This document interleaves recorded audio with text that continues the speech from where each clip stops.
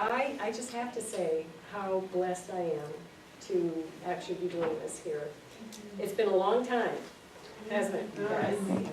It's been a long time. Back in the day, when I was involved heavily in traditional religious systems, I used to be able to, and Kat can testify to this, I used to be able to make a phone call and have 40 people at my house that night, on the spur of the moment.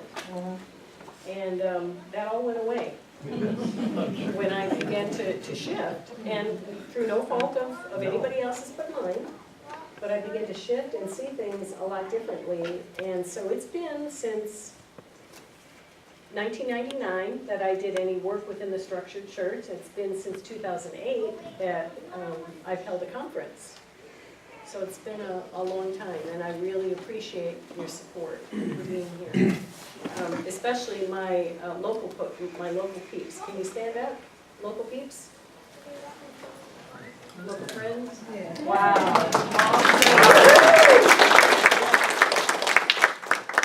And that's important because there's not many of us here. This is a very, very traditional conservative community. And so for those that are making the shift, it's hard. Unbelievable. It's hard, especially when you, how many of you experienced a shifting in friendships when you started? Lost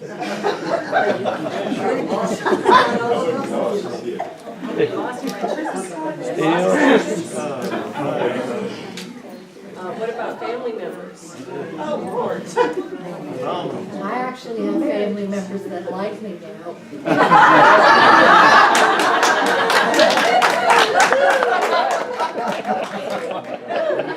It's the same thing with my sister. She said, I'm so glad you're not like that anymore. She said, now I like you. My daughter, I asked my youngest daughter, she's 23 right now, and I asked her, I said, would you want mom back the way she was? Oh, no! No, I don't want you back like you were, so. So it's been an interesting journey, and I'm just so glad to be a part of so many wonderful people, that we're all on this journey together, and we're making it, and we're shifting, and we're learning, and we're growing. Yes. We're progressing. We are. To come out of the box is really a fun, exciting thing, isn't it? Yes. So I want to preface tonight by saying, be open, because you're going to hear things that I've never spoken before. I know on my account, probably with Lynn too, you're going to hear things that has never been spoken before. And so just whatever resonates, you embrace. Isn't resonates an awesome key word for right now? Yes. You know what that feels like when you're drawn to something, a book, material, a speaker, a set of beliefs. You can feel it when you go, yes, inside of you, it resonates. There are going to be things that are said that don't resonate. And it's okay. There's nothing wrong with that. We're all on this path, and our own journey is unique as our fingerprint. So we can't expect to be like somebody else, or be drawn to the same reading materials or speakers or whatever. It's really okay just to follow your own tune and your own path. I'm often asked, what books have I read? Do I read?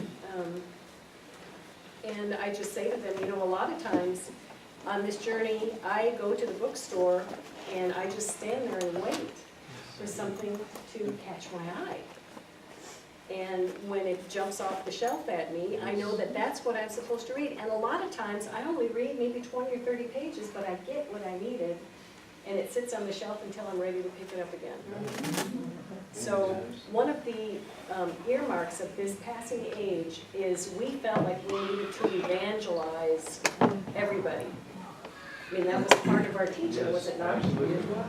To get people saved, to get them to believe the same way we did. Yes. That's not a hallmark of this move at all. Yeah, I just really bless each and every one of you right where you are, and I hope you do the same for me. I just want to be accepted and loved, and I know that you want the same thing. So be open, be pliable, be flexible with the information that you're going to hear, and hopefully we're going to walk away with even a greater shift than than where we've been Yes. before. So,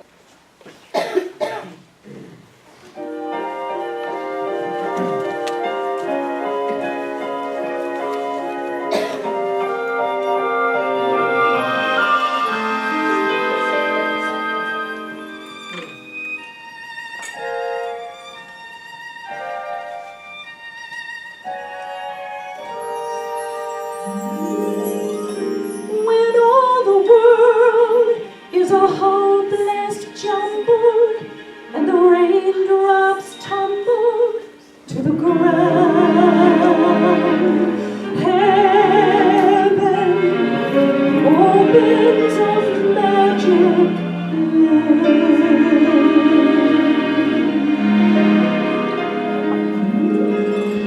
When all the clouds darken up the skyway, there's a rainbow highway to be found.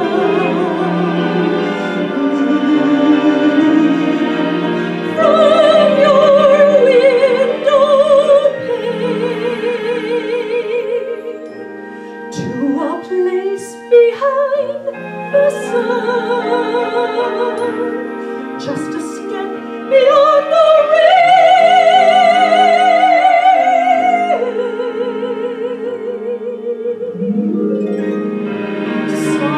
somewhere over the rainbow,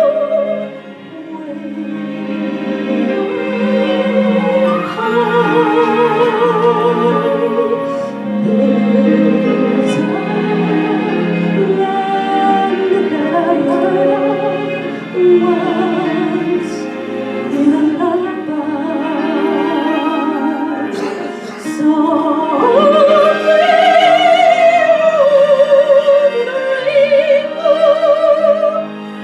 Skies are blue, and the dreams that you dare to dream really do come true. Someday I'll wish upon a star and wake up where the clouds are far behind.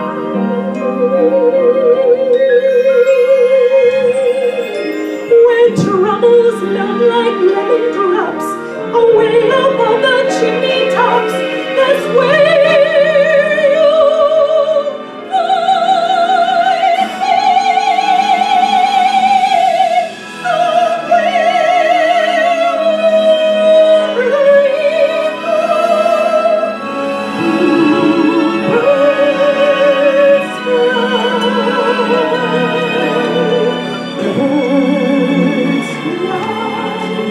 over the rainbow,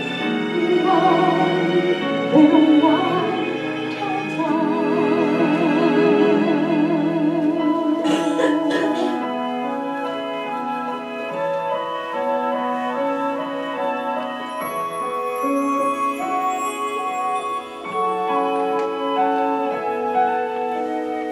If happy little bluebirds fly beyond the rainbow,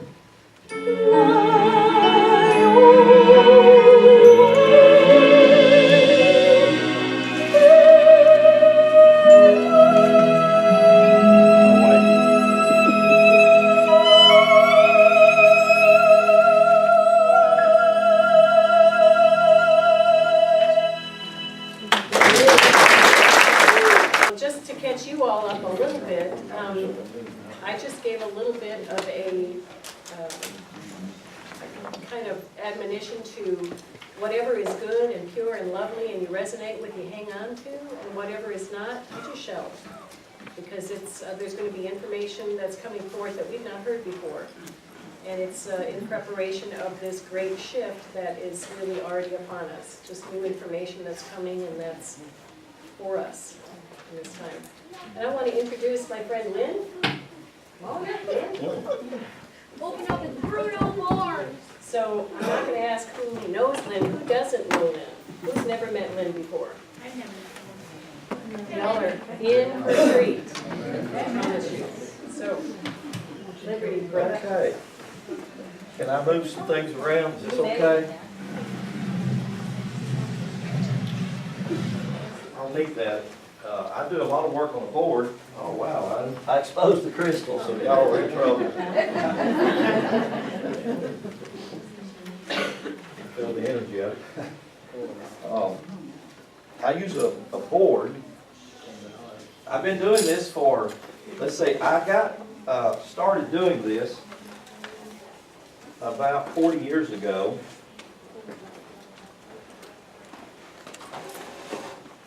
In a movement called Amway. Oh, some of y'all have been Amway. I love it. Well,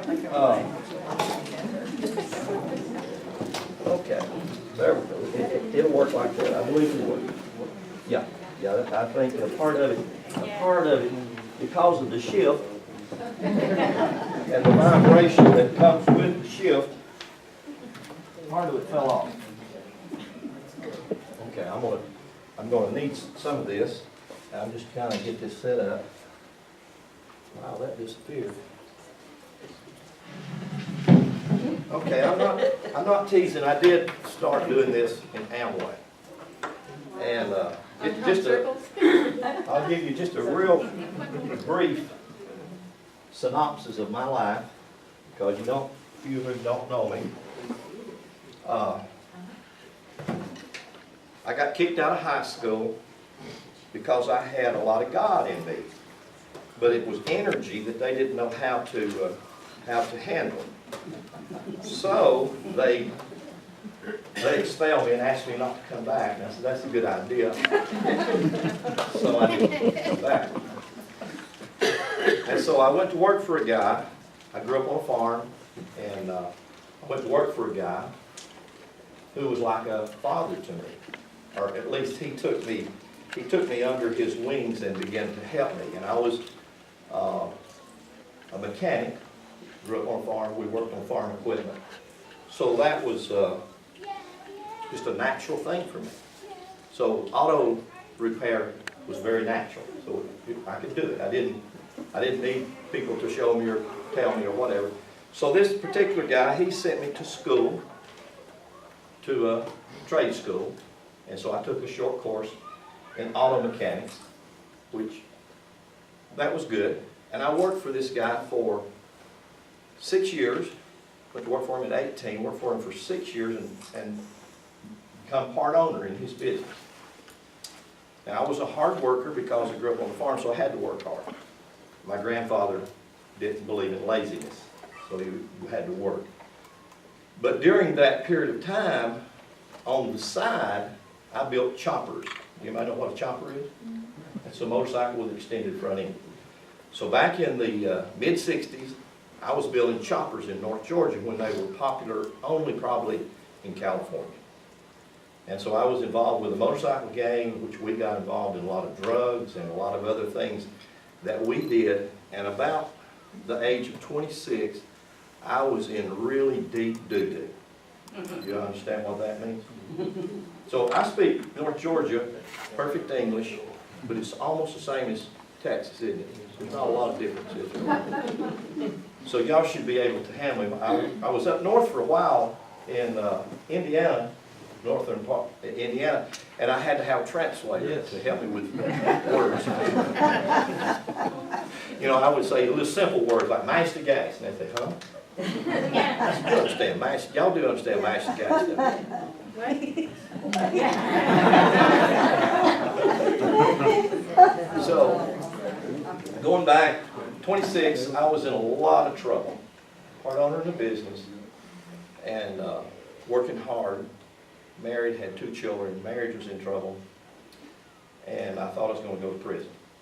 So I got involved in Amway. That's the truth, gospel truth. Worked my butt off in Amway and become a direct distributor, which is hard work to become a direct distributor. I become a direct distributor, but through Amway, they pointed me to books that I had never thought that I would read. In other words, the magic of thinking big, psycho-cybernetics, Think and Grow Rich, How to Win Friends and Influence People, just to mention a few. So I began to ingest these books and just read. And I was not a reader. I'd never read a book in my life. I mean, I made my way through high school just off my good looks, I guess. I'm not sure how, but I got to the 12th grade at least before they threw me out. And so my wife and I went to Gatlinburg. You ever heard of Gatlinburg?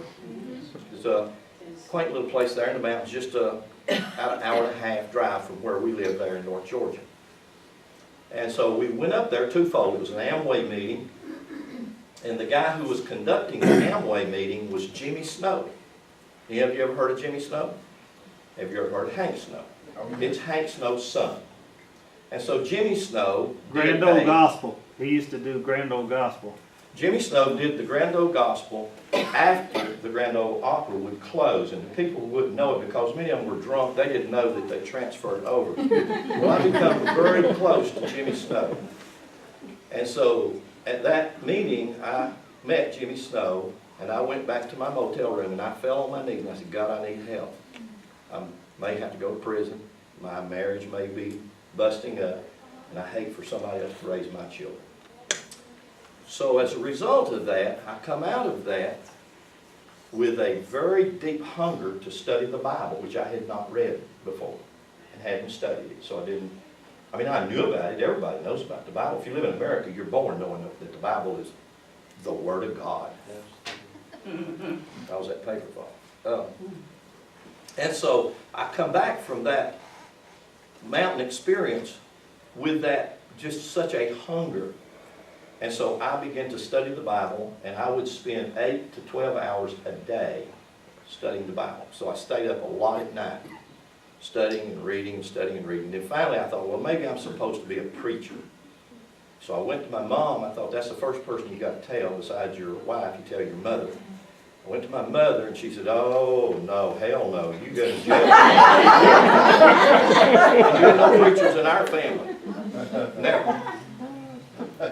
And so that really busted my bubble. Because I thought Mama would be in my corner, but she wasn't. So I said, anyway, I'm steadfast. But I've been called other things. Some people call it stubborn, but I'm steadfast. So I went back and continued my study. And so I took a seminary course, and I aced that, asked too many questions in seminary classes because it didn't make sense how they were trying to make me look at the Bible. So then Jimmy Snow come into my life, and he had gotten really hungry about Hebrew and about the Hebrew language. So he put that hunger in me. And so I began to study the Hebrew 38 years ago. And I found that in the Hebrew, and what the Hebrew original scriptures really said, was not what the Bible said. And I thought, how in the world could that be? And so, to kind of bring my story back to where I am right now, I became a pastor, and I built 3 churches, as a matter of fact, here in America, which still exist, which were, you could probably, maybe are there some metaphysical people here, or New Age, or those kinds of thinking. They would probably be more on that borderline of thinking. It's New Thought, I think. There's a lot of different names. So people ask me which one of those am I? I said, not any of them. And so one of the reasons that I say that I'm not any of those is because I don't fit in those boxes.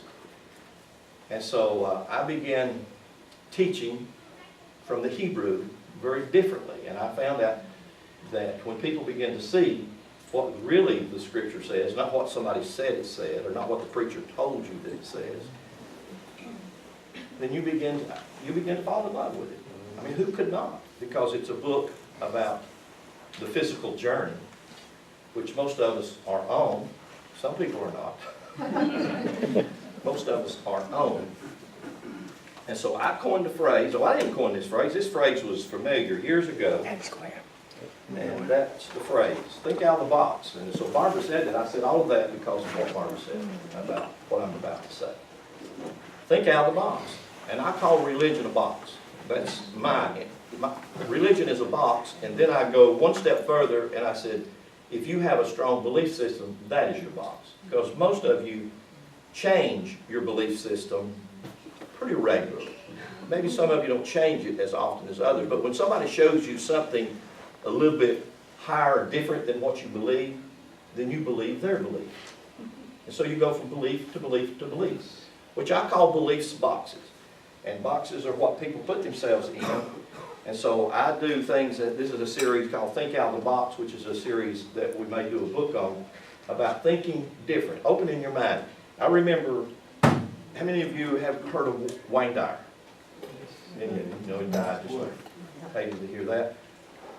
But I thoroughly enjoyed Wayne Dyer. He was one of the men that really, I embraced the things that he began to say, but because what he said resonated with me in such a way. And so I hated to see that. Well, from that, I took a leap of what I would say is courage, which is one of the things that you'll have to follow me where I would like to take you, or what I'd like to share with you from my heart and from my learning. It takes a lot of courage to think different, because it's so difficult to think different from the pattern that you're used to thinking in. But there is someone who said, a great mind, that once said that, and I'm not sure exactly how the great mind said it, so I'll give you Lynn Hayes' interpretation. To think that you can fix a problem with the same way of thinking that created the problem is an idiot.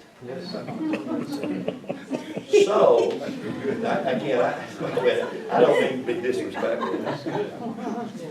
Well, Paul says, he says it in the Bible, he says, I wish you weren't ignorant. And I was just saying, y'all are a bunch of idiots, and I wish you wasn't. I mean, that's what it says in the Bible. It does say, I wish you weren't ignorant. It says that 5 different times. I wish you weren't ignorant, but. And you tell me, how would you interpret it? I wish you weren't ignorant, but. So, I don't think it's a matter of ignorance. I think it's a matter of misinformation. And so if I can sell you a piece of information that is twisted, or maybe it's something that I was convinced of myself without evidence as to what or why or how, where it came from, but I still believed it with my whole being, then I'm trying to sell it to you. And because I have so much enthusiasm to sell it, and many preachers are charismatic enough to do that, and they don't mean it to be mean, they're just gifted. And they are. I'm not taking away. And you know what we do? We go there and we accept that. Well, I remember after my experience coming back from the mountain, by the way, I didn't have to go to prison. Thank God. They put me on probation for a long time, which I got on past that. Thank God I got past that. And I come back, and again, I began this hunger and this study, which has gone on for 40-something years now. And it's probably as intense today as it was 40 years ago. Just an incestuous hunger. So I am an avid reader. I have read a lot of books.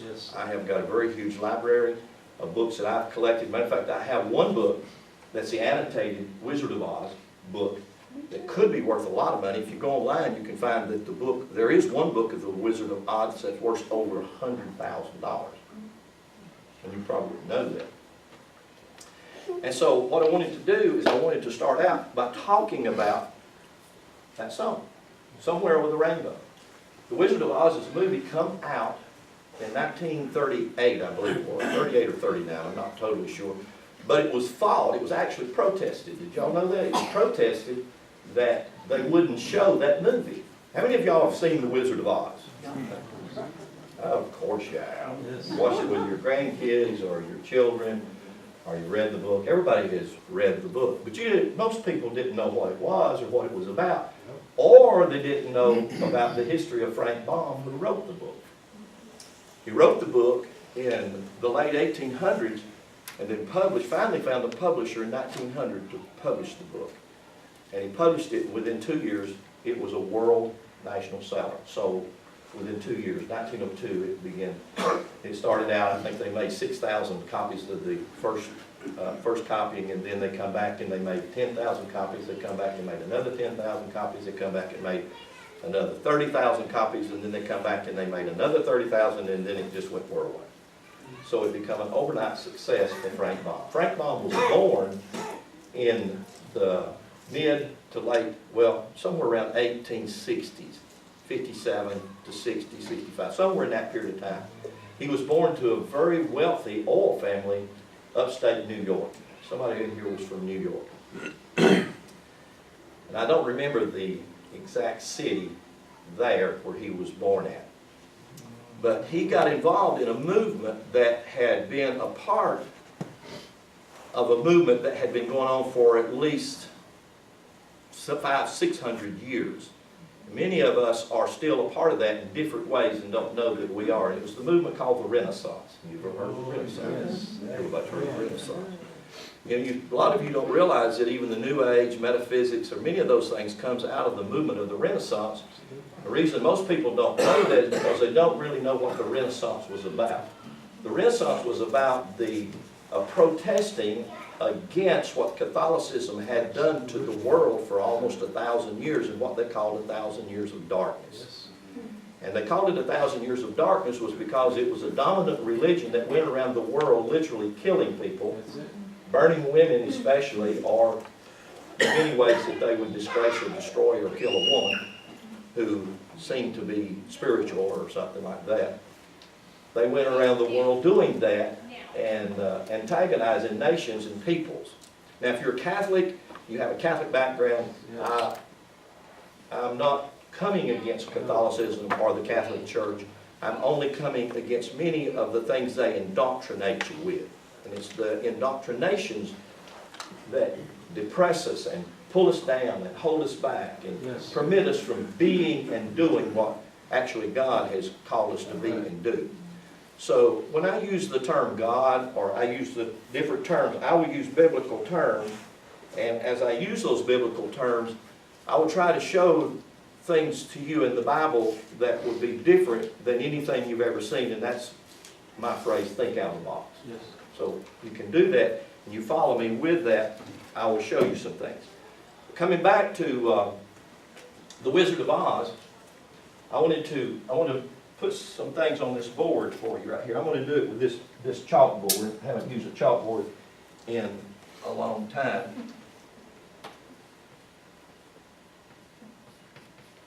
Okay, y'all remember that one, don't you? You remember that one? Yeah. And you remember this one, this character.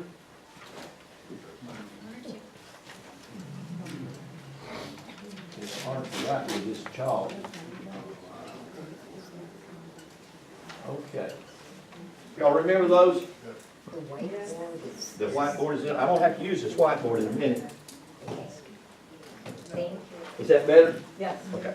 Yeah. I want everybody to see. I want you to, especially when I get on this whiteboard, I want you to see some things. So there are some characters in The Wizard of Oz. By the way, who protested that the movie not be seen was the Christian community. Did not want the movie to, you know why they didn't want it to be seen? Because of the song that you just heard. And you can say that. You know why that's true? Because how many of you ever heard of the Rainbow Bridge? Many of you have ever heard of that? It's familiar in some circles. It's familiar in gay circles. It's familiar in circles who are trying to make a connection to their past pet that has died and crossed over. It's familiar in New Age circles in some ways. It's definitely familiar to the Bible. If you read the Bible, if you've ever read the Bible, do you remember the rainbow in the Bible? What was the rainbow in the Bible? It was a symbol. Amen. We're going to really use a lot of symbols. What was it a symbol of? Covenant. What? Huh? Promise. It was a covenant, promise, a symbol. What was the symbol of? I won't kill y'all anymore. Y'all pissed me off enough.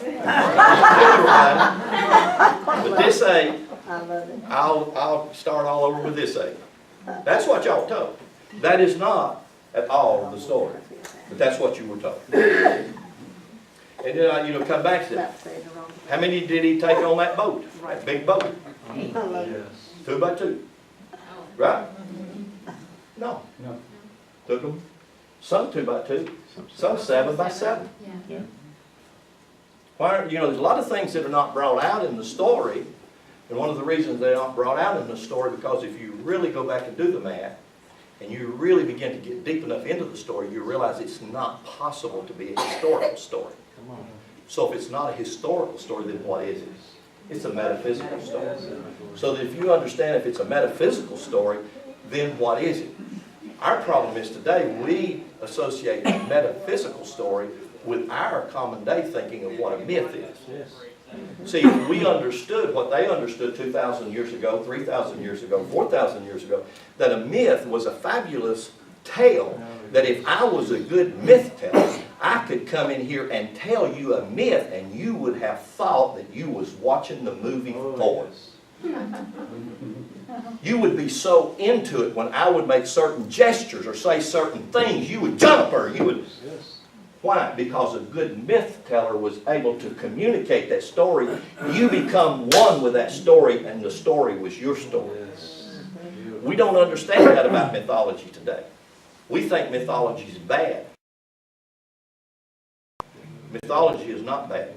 All of the ancient stories and all of the stories in the Bible are mythology. All of them. So you say, Brother Lynn, are there not any historical characters in there? Very few. Very few. There's not any historical relevance for the majority of all of the characters. Many times a myth was told around a historical character, but not to try to get that historical character validated as a historical character. Many of the cities are the same way. They didn't even exist when the myth was told. Y'all all heard the story of Jericho. The walls of Jericho come. Jericho as a city didn't even exist until 700 years after that story was told. How could you go in and tear the walls down on the city that didn't exist? Again, myth. The understanding of a fabulous story. So the Christian community fought this movie because of the song that it opened up, the Rainbow Bridge song. And the reason they did is because the Rainbow Bridge is a very significant truth when you begin to understand the Rainbow Bridge. The Rainbow Bridge is a myth, a fabulous story, a mythology about connecting two realms. Not a realm that's somewhere out yonder and a realm that's here, but a realm that's here. A rainbow goes from this point over to this point. It connects heaven to earth. Not heaven as a place out there, because there is no heaven in the Bible as a place out there. Y'all still there? Smiling. So, Brother Lynn, I know my mama's in heaven. I know she is too. Mine is too. But I understand what heaven is from the original Hebrew. It's difficult for us because, again, program thinking. And I would say things like I've just said. I hope I haven't offended anybody with just that, but that's pretty heavy for most people. I couldn't say that at First Baptist Church. They would get upset with me. And I hope that you don't. But then, Frank Baum, as he wrote this, he also wrote many children's storybooks. So this one was one that really made him very successful, but he was already from a very wealthy family. He tried his hand at quite a number of different things also. He was also headed up and formed a organization that I believe it's still today, it has to do with chickens. And many of them today, they find them there in North Georgia. I mean, they use them there in North Georgia. And a lot of these particular chickens that he was very involved in poultry.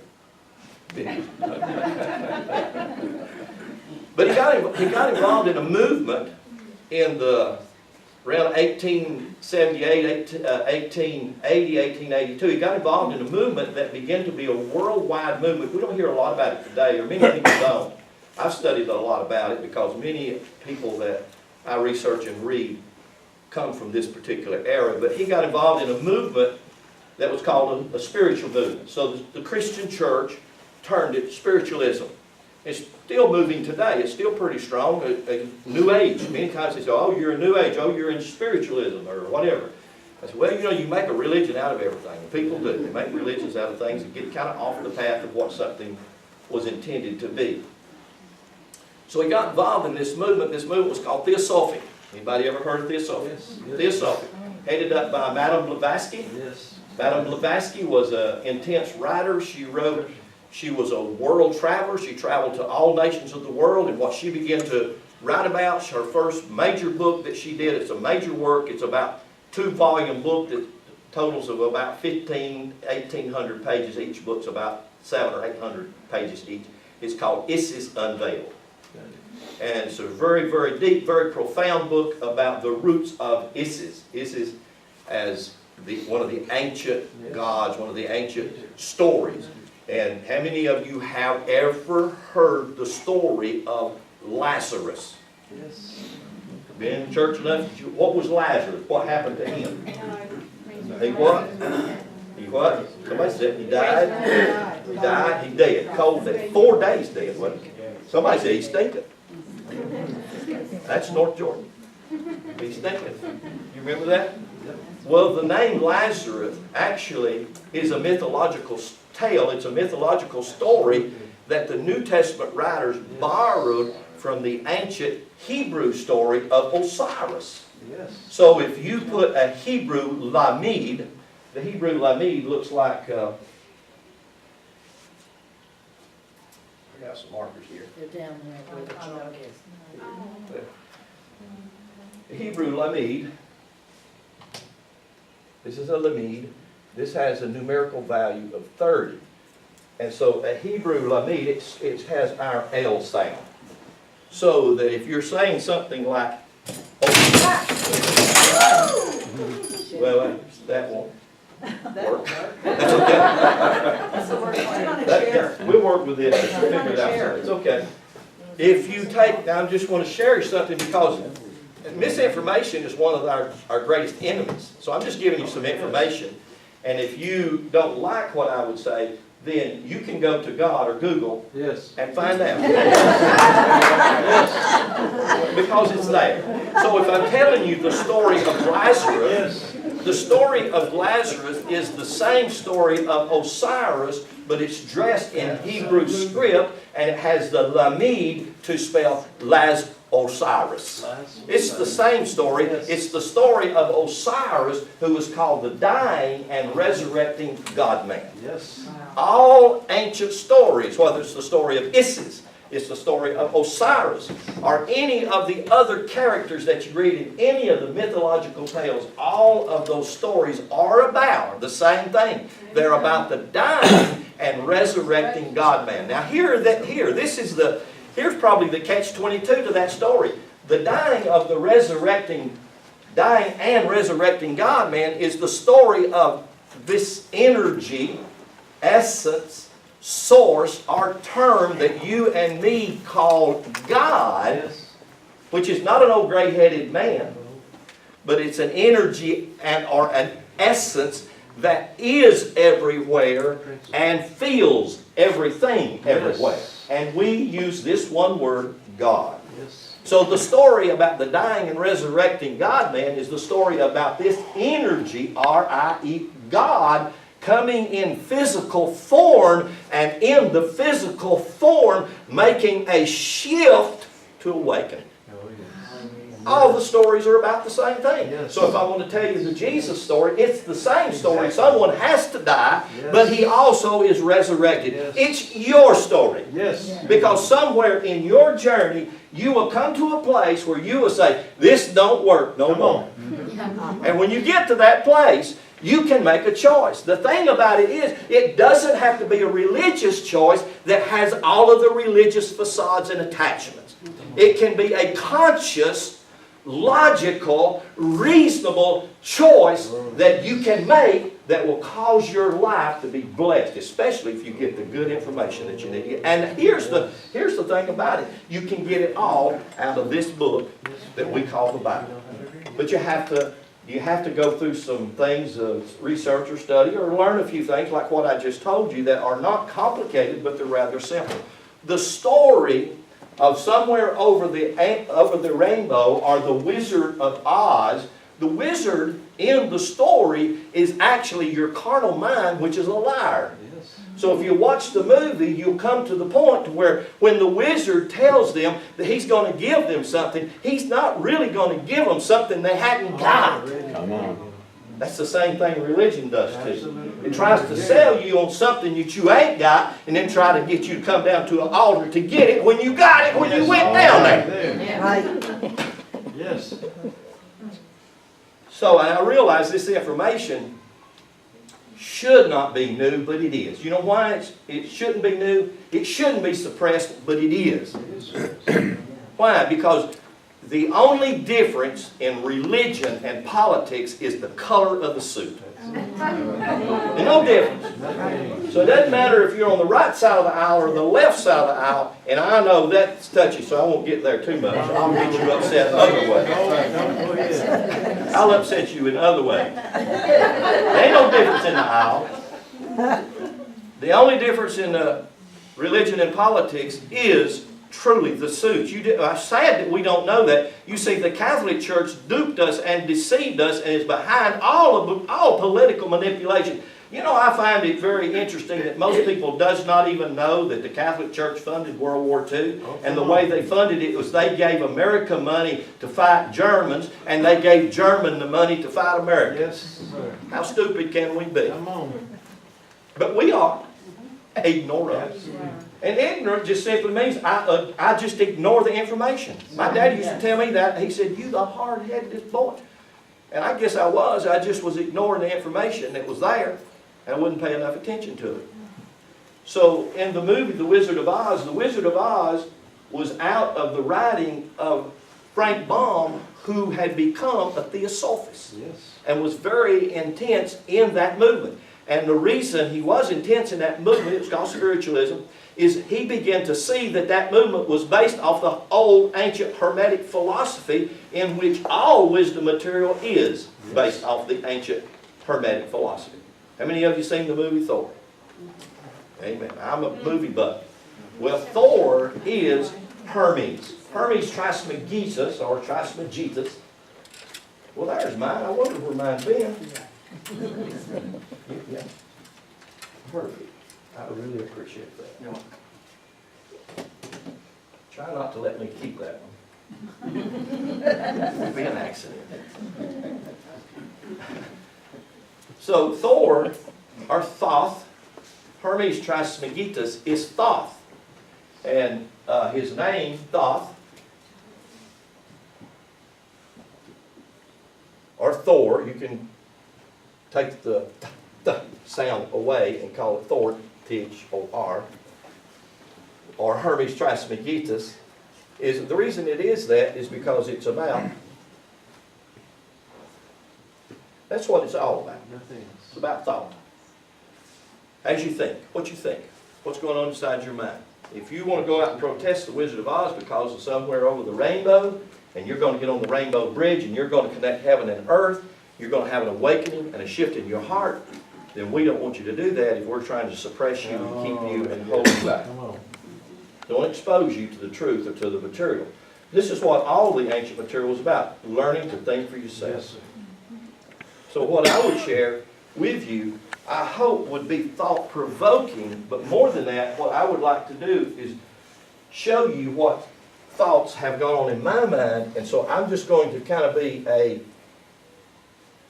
transparent as much as I can. I can't be completely transparent, but I want to be as transparent as I can, and I want to play on that movie, Somewhere Over the Rainbow, The Wizard of Oz.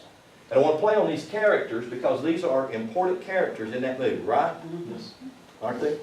Now realize the wizard, and I told you a minute ago, the wizard he is a fraud in the movie. And you don't know that until you watch the whole movie and get to the very end of it. Because at the end of it,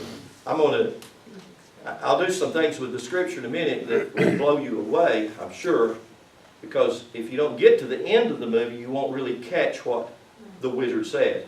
The wizard tells them, every one of them, after he's given each one of them their gift, I think one of them he gives the straw man he gives him a deployment because a strong man, what is it that he don't have? He doesn't have a brain. He doesn't have a brain. And what he wants. And so what the Wizard of Oz gives him is a deployment, and the deployment just simply says, you have a brain.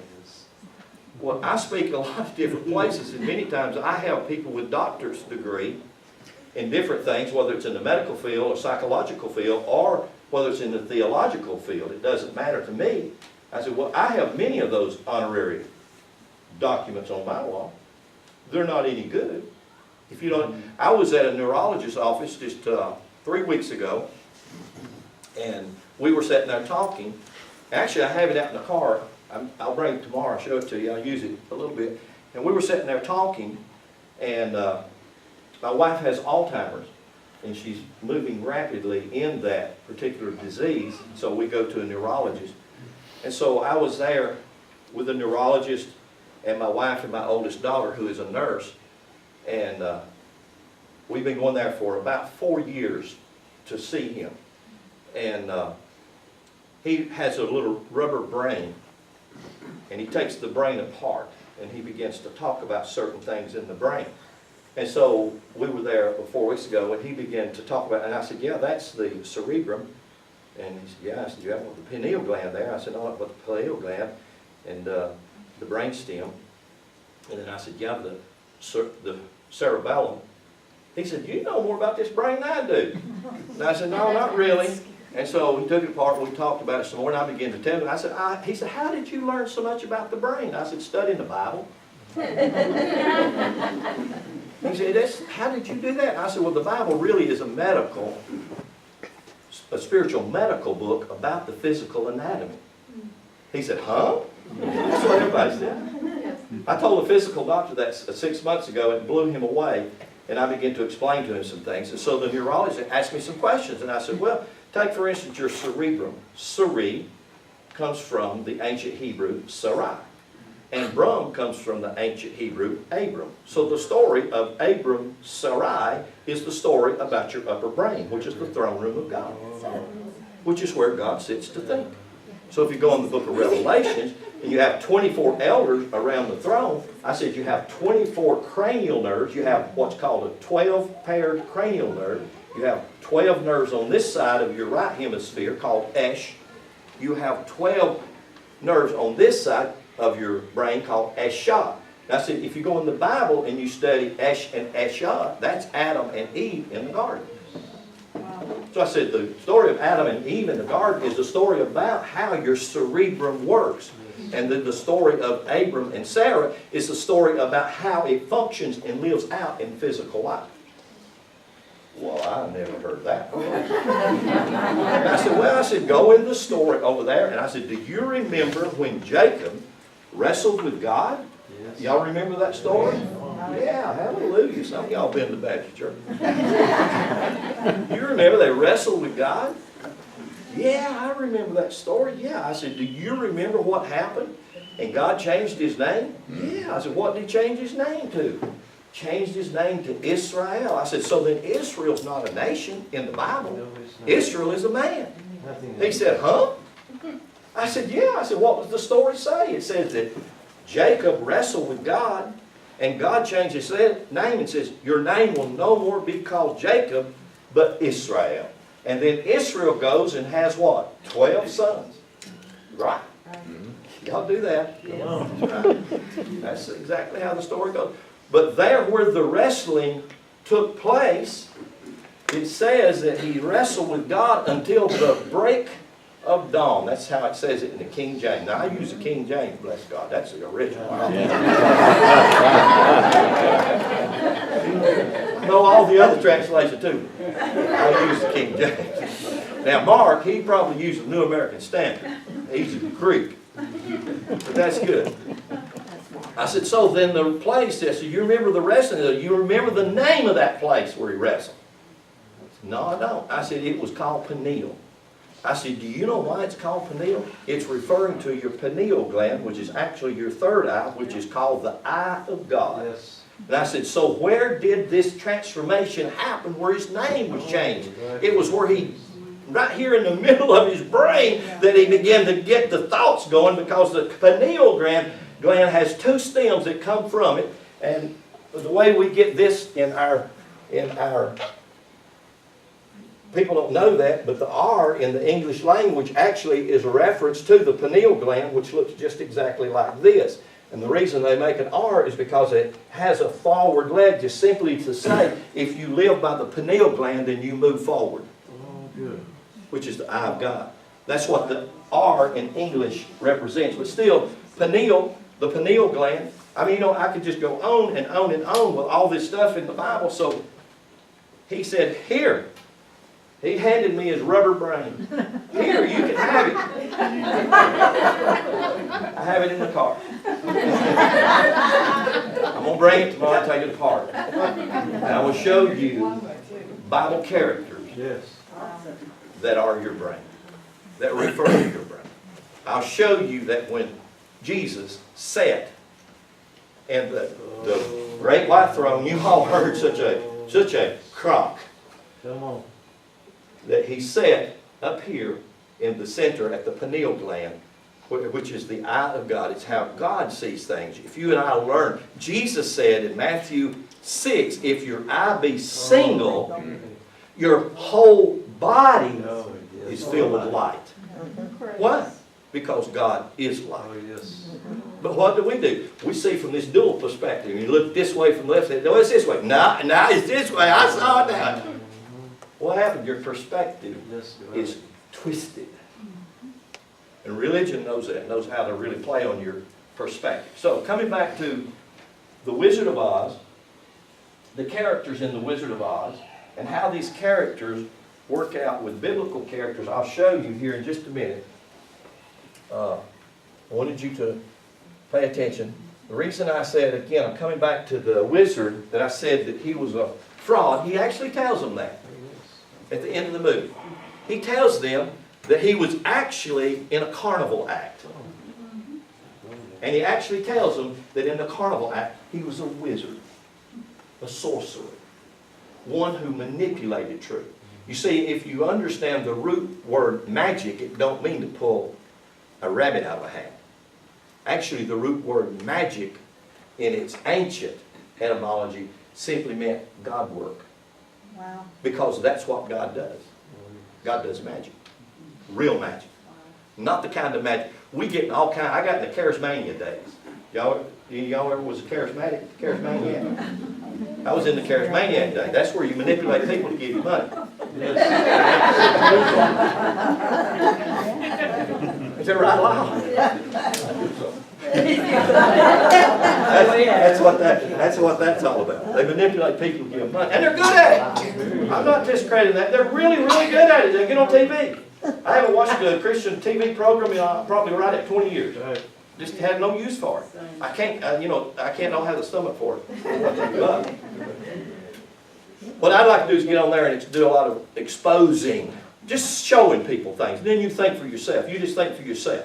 So the wizard begins to tell them that how he got there to Munchkin Land was that he got on this balloon. He was a wizard. He was a magician. He was performing acts that weren't true. He told them that. And he said, I come here, and he said, when I landed my balloon, it ran out of air, and I couldn't do it with it. And they thought I was something from heaven, and so they began to lift me up, and this is how I become the Wizard of Oz. And at that time, he had told Dorothy, he said, I'm going to take you back to Kansas. Who was from Kansas? We don't have anybody from Kansas. There we thank God. I was born. Well, that's close enough. Dorothy, we need you here. Well, he said, I'll take Dorothy back. Do you remember the movie? Yeah. He got it all around. He's got all the munchkins around, and they all doing their little, they do that charismatic two-step. I used to could do that for an hour. I can't anymore. But it was dancing in the spirit. That's what I do. Shandala. Hallelujah.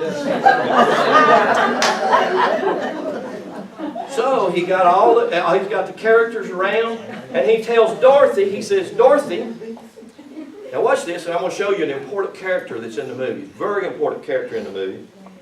You have to pay attention to this character in the movie. So he's telling Dorothy to get on, and he's going to take her back to Kansas. Y'all remember? Yeah. And as he does, she gets in the balloon with him. They're about ready to take off, and what happens? Does anybody remember what happened? What happened? The doggy jumped. Toto jumped out. Hallelujah. Toto, here we go. Do you remember the thing about Toto? Toto in the movie represents your intuition. And it kept getting her in trouble. It got her in trouble at the very beginning of the movie. Do you know why? Toto wouldn't fit in the ways of the world, and he wouldn't follow religion. Who was the first one he upset? The wicked old lady that owned everything. Right? You remember that? Who actually became the wicked witch. You remember that? Remember that? Who was it got her in trouble? Toto. Who was it come to get Toto? Yes. Her. Toto represents your intuition, which very few people pay any attention to it. I tell everybody it's the seventh sense that you have. If you learn to follow it and pay a lot of attention to it, learn to hear its voice, your intuition will not lead you wrong. And if you follow Toto through the movie, it always would lead her out of the trouble. It seemed to get her in trouble. Why? Because it was taking her against the ways of the world and the ways of religion, especially the ways of religion. So Toto jumps out of her arms. Watch this. Why? Because the intuition is trying to say, you don't need to go with him. He's a fraud. Pay attention. He's a fraud. And so what happens? Well, then Toto jumps out, and what does she do? She climbs out, and then what does he do? He begins to go right back from where he came from. He's lifted right out of the movie to show that he was just a fraud. He was just full of air. Hot air. He was just hot air. That's all it was. It's like the preacher on Sunday morning. Yes. I didn't have to say that. So then who? Dorothy. Now I want to draw you a symbol. It's the most ancient symbol. Yes, it is. It's the most ancient symbol. It goes back thousands and thousands of years. Yes. As a matter of fact, if you will look, you can Google this, look up Pythagoras. Pythagoras, who lived 500 years before Jesus, 500 BC. You can actually, I have an old set of the Encyclopedia Britannica. It has a picture of Pythagoras, and it has a cross as a necklace. And you say, well, why is that? He actually has a man hanging, or a being hanging on that cross. That's 500 years before Jesus, the story of Jesus. That was a common story. It's a common mythology. The reason it is because it's the most phenomenal symbol that we've got. It represents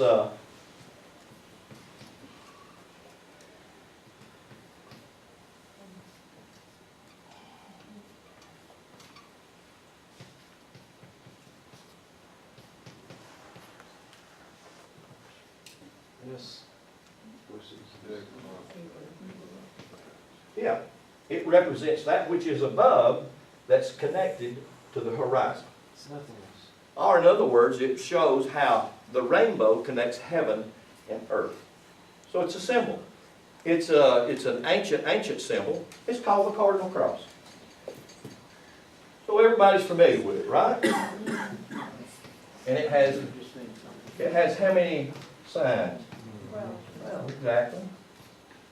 Exactly. And so if you'll notice, this one right here is Leo, right? Oh, yes, it is. This one right here is what? Scorpio. This one right here is what? Aquarius.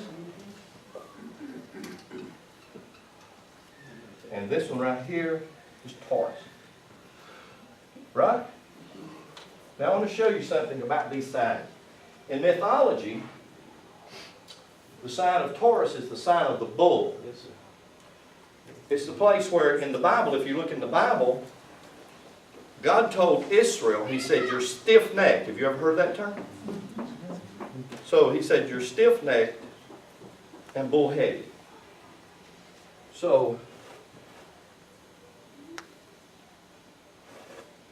in ancient mythology,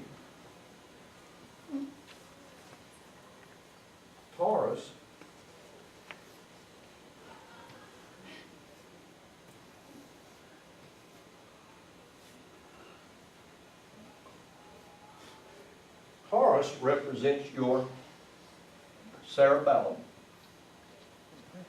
Your cerebellum is your lower brain, back here, connects to all of the physical sensual apparatus. So if what you do, if you move by what you see, that's your total movement. By what you see, smell, taste, touch, hear, or feel. Feelings, 5 senses, right? If you move that, then that's exactly what you're being moved by. You're being moved by this part of your brain. It's a small part of your brain called the cerebellum. Or you could say it this way, the cerebellum. Bull, Taurus. Dorothy, she represents that aspect of the astrological. So she represents humanity in its physicality. To strictly move by the sensual whatever. And if you notice, that's how Dorothy is throughout the movie. And then you come over here to Leo. Leo is what? He's the lion. What was it that the lion needed? Courage. That's exactly right. He needed courage. Why did he need courage? Because if you take the journey of life, the first thing that you're going to have on the journey, and I realize many things, and how I say the things, it does shake people up. It does upset them. And I don't ever say anything to upset or to hurt. I really say things just to hopefully make you think. Sometimes I try to add humor to it if I can to soften the blow.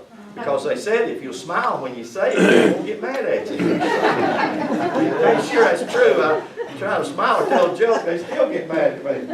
Maybe it's because I say certain things certain ways. I don't know. But you can see how if you follow the astrological March the 21st, which is called the Passover, this is all Hebrew scripture is built on this motif. Yes, it is. So I would say this to you. All of the Bible is an astrological book. Yes, thank you. Now you've been told that God was so against astrology. That's dumb. That is definitely ignorance, where we have been misinformed, and because everything in the Bible is based off astrological motifs. Different characters represent different parts of the astrological sign. You know, when God told Noah is a character that represents the grace of God in a physical water world. And when you understand that water, for instance, if I spell Adam, started to write chalk on that board, it won't work. White chalk on a white board. If I spell Adam in Hebrew,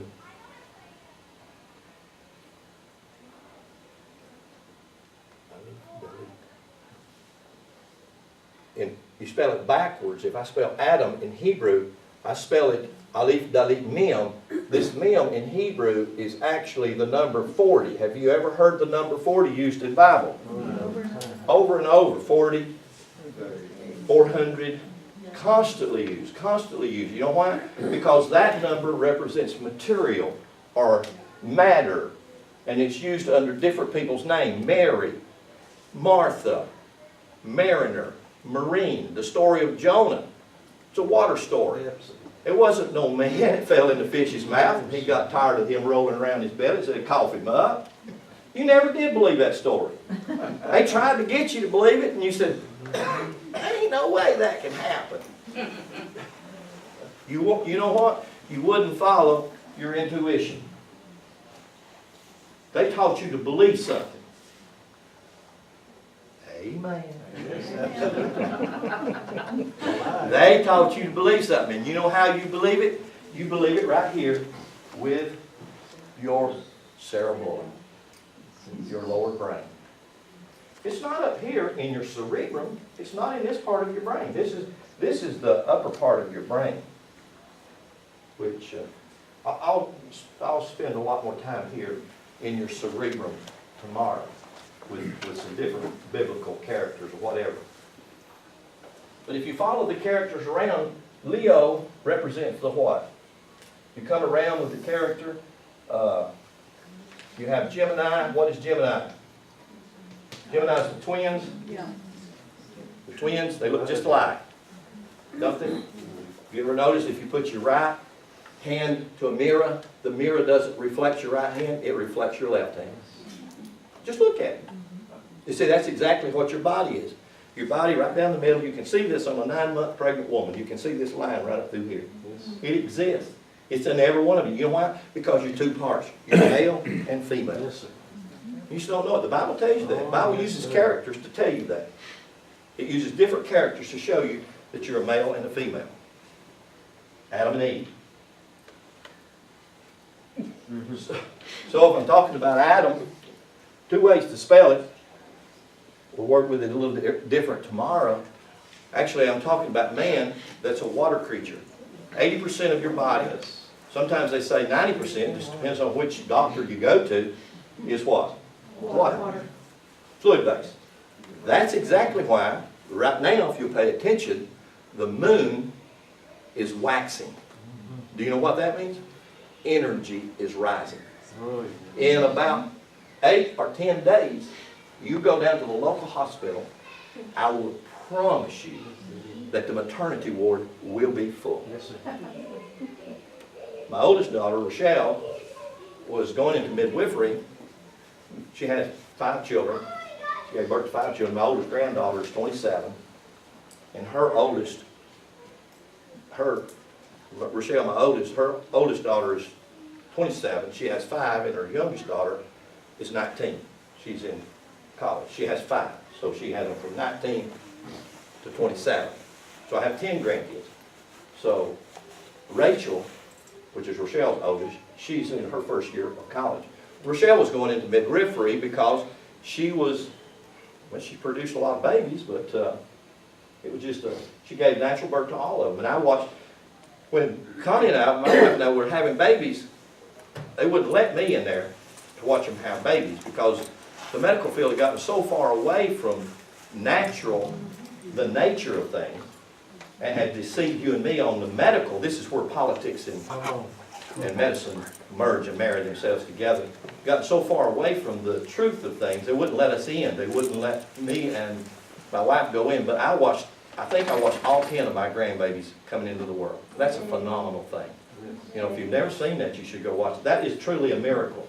That is the miracle that the Bible is all about. It's all about birthing. The very first word in the Hebrew Bible is barishit. You can say that, can't you? Barishit. Barishit.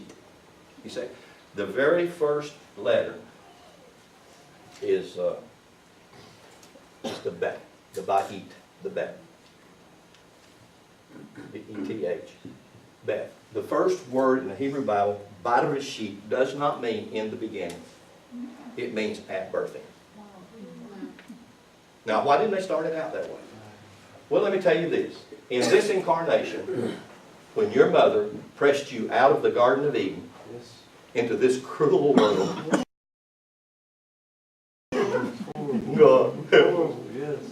you didn't realize you were going out of a garden into a garden. And if you had known that this is truly a garden, this is truly a paradise, if you had known that, you'd have a different perspective of it. But since you think it's just wicked, it's mean, and everybody's fighting and everybody's killing, I want to get the hell out of here and all that, the sooner we get out, better. It's not. You come from a garden into a garden, and we have lost the concepts of how to live and what we are here to live for and to live about. So the very first word in the Hebrew Bible, Barishit, starts out with the Hebrew letter Beth. Beth. You can say it 2 different ways, Beth or Beth. And so when you begin to see that, that's what this means in the Hebrew mythology.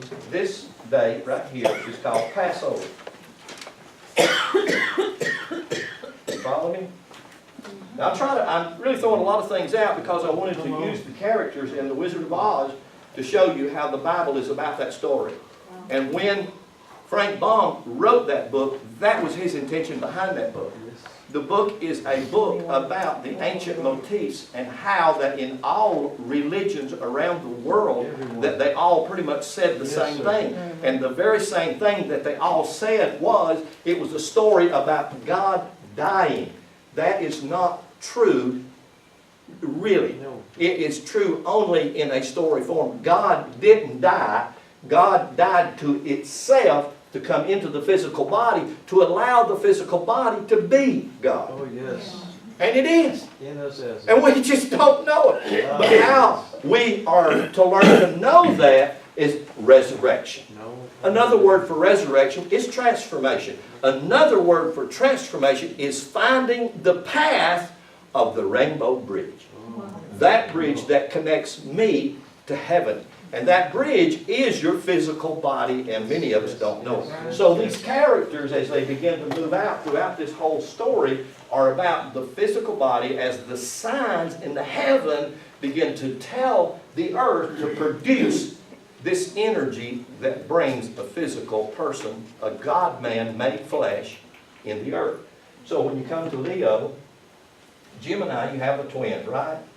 Then June is what? You got any, what are they, Cancerians?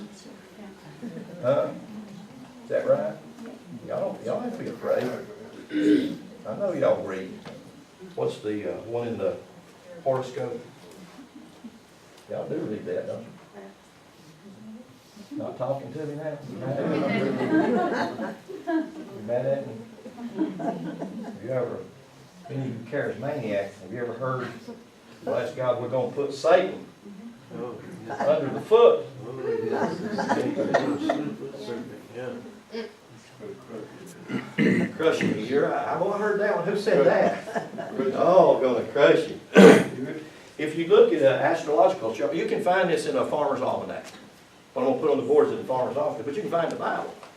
Because the stories in the Bible is all about what I'm fixing to tell you. So is the story of the Wizard of Oz. Leo is the lion. Courage is the first step that you need to take the journey. It takes courage to do this. Fear won't walk this path. Fear will deceive you and say, that man's crazier than hell. Come on. I know. Scorpio, the Tin Man. What was it, the Tin Man? What did he need? He needed a heart. Why? Because when you realize that the heart becomes the greatest instrument that God gives you, and I'm not talking about just the pumper that pumps blood throughout your physical being. If I'm going to Genesis chapter 2 and I show you the tree of life and I drew you a picture of your heart and its veins that go up to the head, and thousands and thousands of veins that go up to the head and thousands of veins that go down to the roots of the body, you would begin to see the tree of life. The tree that has its roots in the earth and its branches in the heavens. Then if I begin to show you your cerebrum, your upper brain, and its nerve system, then I would show you the tree of the knowledge of Ra and Tov. That's Hebrew. It got translated for a word I wish it hadn't got translated for. It got translated for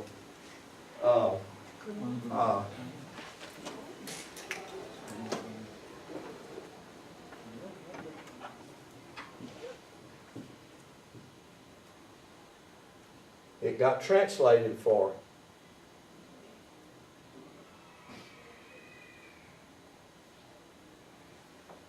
y'all read that? Oh, my Lord, yes. In you go to old ancient scripture, it was called the tree of the knowledge of good and beautiful. Yes.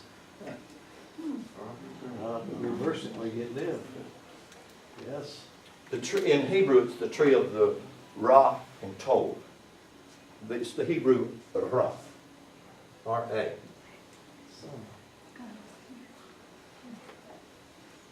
Tov, good. It says in the book of Isaiah that God created good and evil. And I know you scratched your head on that one, didn't you? How could that possibly be? God did. God created it. God didn't create something to go right, and He didn't create something wrong. I tell people, if you could ever learn a very basic but a very difficult truth to learn, and that is nothing went wrong in the garden. He said, oh, it had to be. That's where that woman messed me up. So let's get rid of them. That's an easy problem. We can solve this. We enjoy them too much. Well, then let's just do this. Let's just put them subservient. Let's just show them how to make babies and cook cornbread. Isn't a good idea? Come on, we'll let them come to church, and they can teach Sunday school. Now, Dorothy, you're not buying this, all right?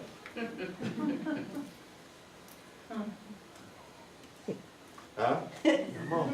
Y'all not buying it, are you?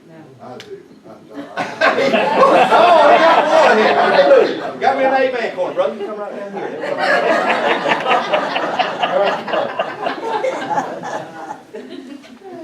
Oh, man. Beverly don't buy it.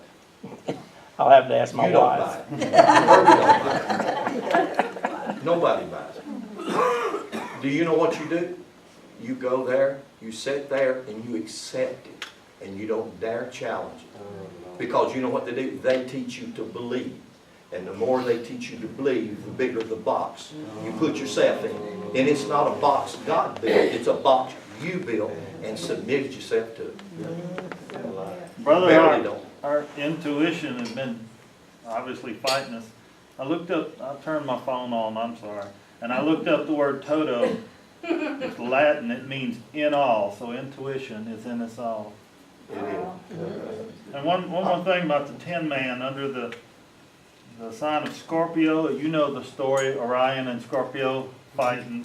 And so Scorpio was created as a heartless beast to kill Orion, and he did. Thank you. Thank you, Darryl. These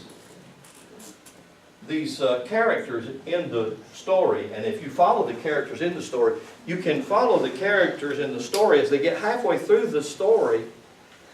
The Wicked Witch of the East, now, she puts an obstacle in front of them. And many people don't pay any attention to the obstacle. But the obstacle is a poppy seed field. She teaches them how to get drunk. She teaches them how to get mesmerized. What do you do when you get mad? You go to sleep. You remember they all went to sleep. But the witch, who was the good witch of the north, what did she cause it to do?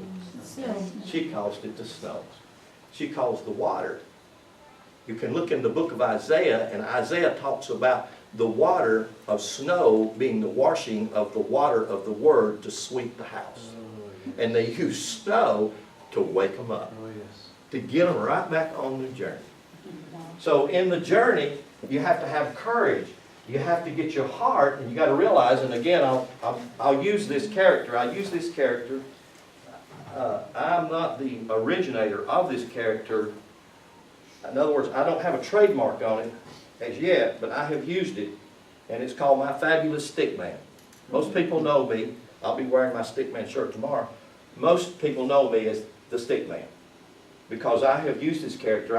I gave birth to this character, the Stickman, 20 years ago in my church, teaching the book of Revelation was not an end-time event because it had nothing to do with prophecy, because most people don't really know what Bible prophecy is about. The Hebrew word for prophet or prophesier was seer, and a seer was not someone who predicted future or future events. In the Bible, a seer or a prophet was one who could understand the attitude of the mass population and tell the king, this is their attitude, they won't buy that. And the prophet always dealt with the present, not with the future. Never. Never. I realize that's a difficult pill for you, but all you got to do is just look up the word seer. We actually have those in Washington, D.C. I think Condoleezza Rice was one. And she can get on her jet and go to California. You know why? Because I forget the political name. I'm like Donald, I'm not politically correct.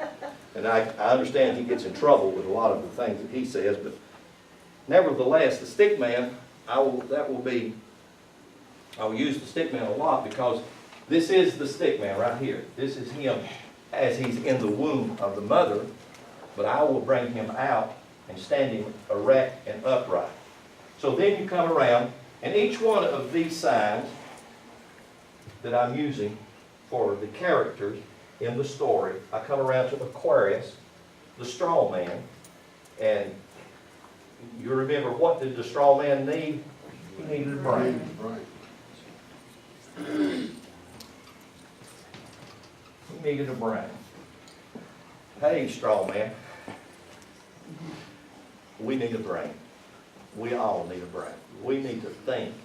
We need to go back to become a thought. We need to begin to think again. And so the story of the Wizard of Oz and all of the characters in the Wizard of Oz are the stories of the dying and resurrecting God-man, which are what all of the stories in the Bible are about. And if you can understand that, again, the Bible is not a historical book. The Bible is a medical, spiritual book. It is about the anatomy of the physical body. So the characters, the places, the different events. I will come tomorrow if you aren't too mad at me, and I will show you these different things and different characters. Okay? And I will just quit right there. Is that okay? That's great, thank you.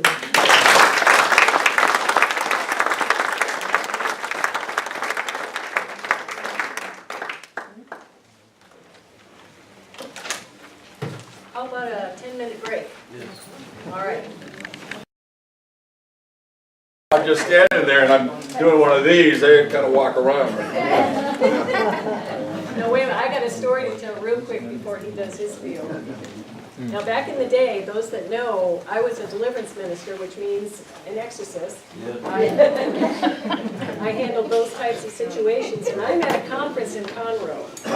And we're just doing some heavy-duty spiritual warfare at this conference, and this woman comes up to me and says, and I gotta tell you, there's just some real interesting person just walked in the room, and I think that he's got some serious issues. Yes. She said, well, is that man right back there in that pink shirt? Yes. And I went, oh, that's my husband.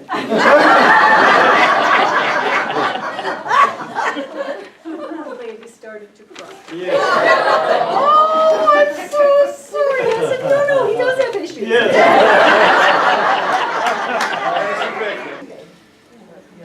I brought a prop. My little granddaughter said, Grandma, is that a brick? And I said, yeah, that's the yellow brick road. But one of the things that I teach, and that I'm so excited about, is if you look at the story of the Wizard of Oz, one of the things that gets them to the Emerald City is the yellow brick road. And if you're familiar with chakras and chakra colors, you know, this is red.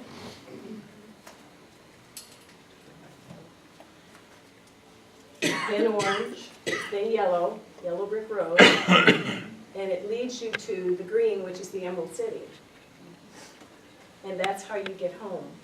That's how you discover who you are, and the potential that lies within you is right there at the heart chakra.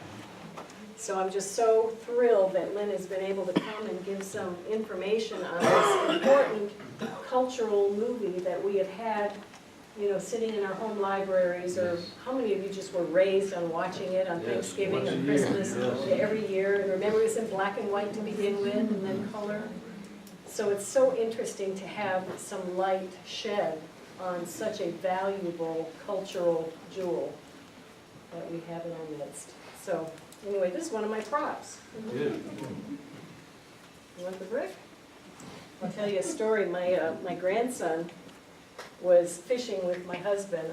I probably shouldn't tell the story, but I'm going to say it anyway. Fishing with my husband, and he was afraid to take the fish and put it, or take the bait and put it on the hook. And so they caught a fish, and Lyle handed it to him and said, well, go ahead and take the hook out of the mouth. And he's like scared to death to do that. And so Lyle snapped a picture of him, and later on they're looking at the pictures, and the picture that Lyle took of Cody was not flattering at all. Kind of showed him, you know, with a real fearful look on his face, and Lyle was, of course, being a good grandpa, and was laughing at him for the bad picture. And Cody said, Grandpa, erase it, erase it. And Lyle said, what? He said, erase it. What? Erase it, Grandpa. And Lyle said, oh, erase it. And Cody said, yeah, erase it. He said, well, Cody, you don't say your R's very well. I said, I know. When I was younger, I hit my head on a brick. I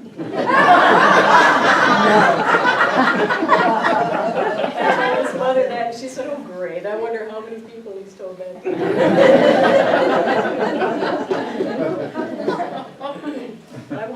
I want to talk to you about a few things. I'm going to be prompt and probably get out of here a little bit before 10. And we'll have time maybe for a little bit of, if someone has a question about what Lynn and I talked on, we can take a little bit of time for that. But there's a principle that I've taught about for a few years now, and it's the principle of the tithe. Is anyone familiar or not familiar with the principle of the tithe? My metaphysical friends that weren't born and raised in the church setting? The tithe is an offering. You're told to give 10%. And there's a lot of scriptural admonitions about the tithe, but it's taken out of context. I really believe that the tithe is a people. The tithe is a people. And if you're familiar with what I talk a lot about vibration and frequency. And what I believe is that back in the Old Testament story of Abraham, when he was in a war with a bunch of kings, came back victorious, and met Melchizedek, who is an immortal being. You're familiar with Melchizedek? It's said that he doesn't have a mother or a father, has neither birth nor death, and he shows up in the Old Testament and the New Testament, and he is told, they tell us that he's the one that lives forever. So there's an immortal being running around in this supposed history book. But anyway, Abraham decides to give him 1/10 of everything. Do you remember the story? So after the conquering of these kings and this incredible war story, they come back with all this plunder and they give Melchizedek 1/10 of everything. And so in the New Testament then, it talks about how Levi, who was in the loins, you don't know what that is? Levi, who's in the loins of Abraham, paid tithes to Melchizedek. In other words, this is the way that I take it, 1/10 of what was within Abraham was given to the Melchizedek order. You follow that? Because Levi was in the loins of Abraham, and he served as a priest, having been given to Melchizedek as an offering. A priest is a human being that bridges the gap between heaven and earth, like the rainbow. And that's what we are called. We are called as priests, people that bridge the gap between the natural world and the supernatural world. And so this tithe is now in manifestation in the earth, or activation, if you will. That's what a lot of this shift is about that we're feeling. Many of you are feeling it in your bodies, feeling things happening within you, rumblings, shiftings. Many of you are feeling it in the form of vibration and shaking and odd things happening in your vision and in your can I see a show of hands? Who's been experiencing? I'm not just blowing. This is a big thing that's happening to us. And if you go to, I've been to the doctor for, I can't tell you how many thousands of dollars I've spent on tests. I finally stopped going. Because every time I get there and they do tests, they say there's nothing wrong with you. And so now I follow the admonition of my intuition that tells me, you've got a sinus infection, you need an antibiotic. Or with these horrible heart palpitations I get with energy fluctuations, it tells me you just need to go down and breathe and try not to be so mean and angry when it happens. So this shift is bringing something. And so the way that I understand it is in the New Testament it says that back making a reference in the Old Testament, Melchizedek received tithes. sheep, goats, herds, silver, whatever. But here, he receives them. And it stops there. It says he receives them. So there's a people group on the earth, at least 10%, that have been given to the order of Melchizedek, which means, I believe, that you will house within your body this present age and the age to come. And what happens when you are inhabited by vibration that is incoming from another dimension is it tends to blow your circuits a little bit. But this people group has been given the task to bridge this dimension and the next. You are to be beacons. A frequency literally comes out of your body and people are changed just because you are. And you're not better or worse, you're first. Because the tide will eventually bring in the whole of humanity into the next place in consciousness. So, do you understand that principle? That 10% has been given to the Melchizedek order. And I'm saying that it is in manifestation now in the earth. It is coming, and people are feeling it. We talk about shift, and we talk about ascension symptoms, and we talk about all of a sudden people being activated into a much higher gifting of their intuitive abilities. I mean, this is happening, and it's real, and I hear about it all the time from all over the world. People are talking about it. If you come up to me afterwards, I'll let you feel the top of my head. My skull is changing shape. And I know it sounds weird, but it's true. And what I was told is that I know this is going to sound strange, but I just feel like no holds barred here. That I was told that our skeletons, our skulls, are resonating chambers for extra-dimensional energy. And that information is continually incoming in photon light and in vibration and frequency, and we are putting that vibration out. And so many of you are feeling these unusual things in your bodies, and you're not crazy, you're shifting, because shift happens, and holy shift. So it's part of what you agreed to do before you incarnated. You are a priest forever after the order of Melchizedek. There is an immortal energy that's occupying your body, that's joining you in your frequency, and you are providing the bridge to transition from one age to the next. That's what the Melchizedek order does. That's what the tide is. Now, that being said, I want to hand this out quickly. Can I have some help?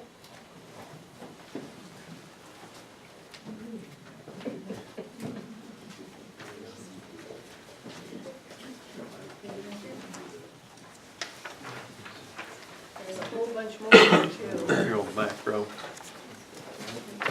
People on the back row.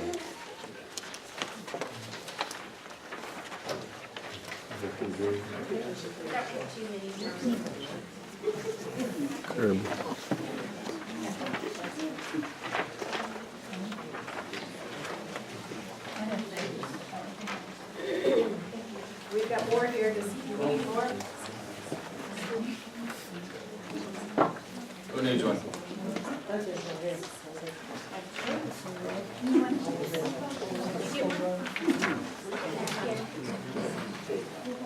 I love it when all that is, Spirit, God, Holy Spirit, higher self, source, creator, whatever you want to call it, I love it when something like this happens and I am given confirmation of a concept, because it was a long time when I tried to put this in words, what I saw regarding the Melchizedek order.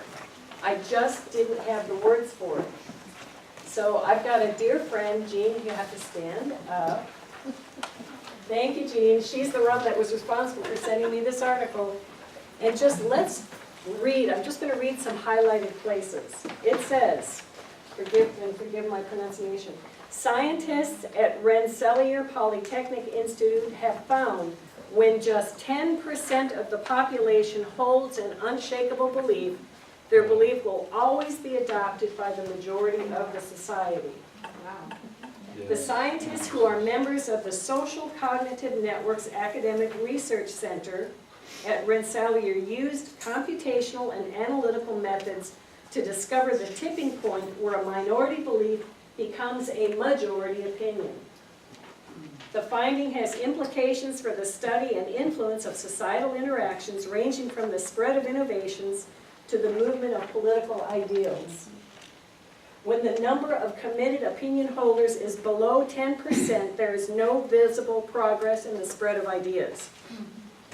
9% won't do it. 8% won't do it. 7, 6, 5, 4, 10%. Yes. It's the tide. It's a principle that we have got to understand who and what we are in this day and age. So skipping down to the very bottom paragraph, once the networks were built, the scientists then sprinkled in some true believers throughout each of the networks. These people were completely set in their views and unflappable in modifying those beliefs. As those true believers began to converse with those who held the traditional belief system, the tides gradually and then very abruptly begin to shift. That is what's happening. I've had phone calls from people that are a part of the traditional religious camp who saw the flyer on somebody's wall and called and said, what is this? What's going on? I feel a shift. I'm changing. You know, there are people that are part of congregations that are meeting in private because they're feeling the shift and they're not resonating anymore with this last season of fear. We are in the process of something unprecedented in the way of shift. Unprecedented. As a matter of fact, Lau, would you come up here and tell them about that logarithmic thing you were telling me about that I don't have the words for? Where's that marker at? The Right here? white one, there, black one, and then the chalk. So, Can you turn that Oh, wow, a little you bit, messed up. because a lot of people can't see oh, that. that's fine. That always happens to me. Thank you. So John might be able to help me. But if you have a graph and it moves like this, and so if you just use the term Barbara's using, the 10% line, here's your parameter, and as you're moving, your state of, I'll use the term consciousness. As you're moving along, and it's interesting, I'm reading that book, Power versus Force, and it talks about it in the book. Yes. Yeah, oh, others have read it. Great book. Yes. Well, I'm getting there, I'm not quite through the book. But anyway, it talks about logarithmic growth. And so what happens is as you approach, in this case, the 10%, you're growing along at a slow and steady pace, right? And then as you approach the 10%, you start to pick up. And when you hit that mark, your growth, so just a little bit of growth produces extraordinary results. Yes. And that's where we are. That's what's happening to us. You know, So you're saying it doesn't take many to reach that level of consciousness to fit all. right. That's beautiful. Isn't that And powerful? that's what's happening. It is, it's what's happening. It's what's happening in places like this. And for me, I understand it with frequency and vibration because someone that comes out of the box emits a certain signal and frequency from their body. Yes. And you don't have to say a word Right. to anybody. Your presence alone will begin to shake the shackles and the timbers off of consciousness that's been locked in a certain pattern. A lady, I'm sorry. A lady spoke to me, I met her just out. And she said for everyone that has awakened, without that one even having to speak a word, it's for that one. But it affects the consciousness of at least 70,000. And we don't have to speak this, but there are different ones that write and speak. And I put stuff on Facebook, but anyhow, it's kind of like notes to me.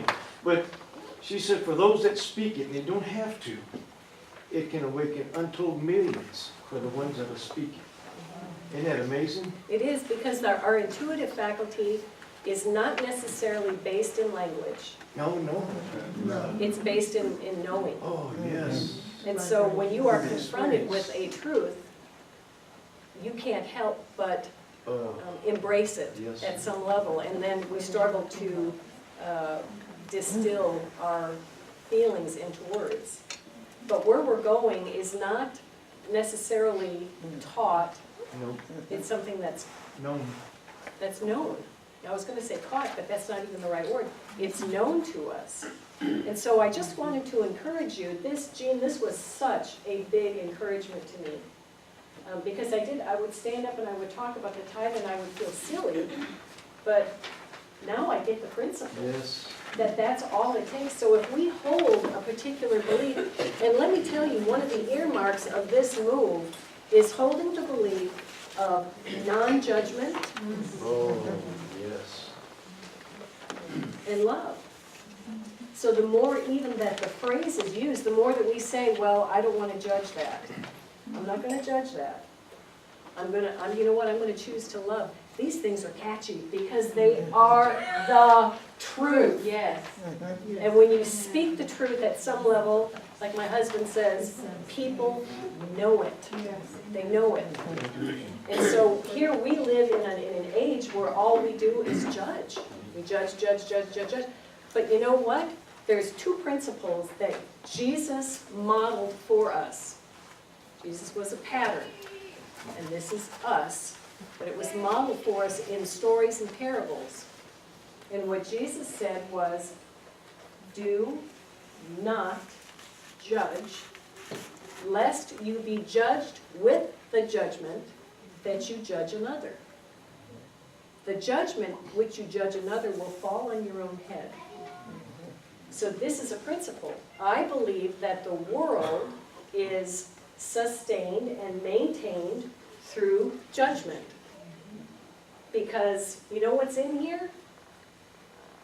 You know what's in Tommy and Beatrice, Annie, Karen, Jeffrey? It's the I am. Oh, yes. The pure presence. And if the I am decrees a thing through judgment, it is. It's law. Pure law. So we are now faced with the opportunity to how do we stop this very natural, normal process of judgment with which the ego was created to judge and to discern between polarities. How do we stop that?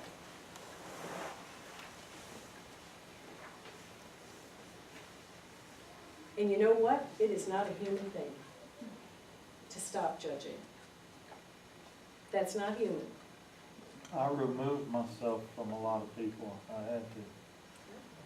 It is not a human Facebook thing too, not to judge. I had to get rid of It's people. not a human thing. So, how do we do this? And let me tell you, there are 7.3 billion people on the planet that can be human. You can't.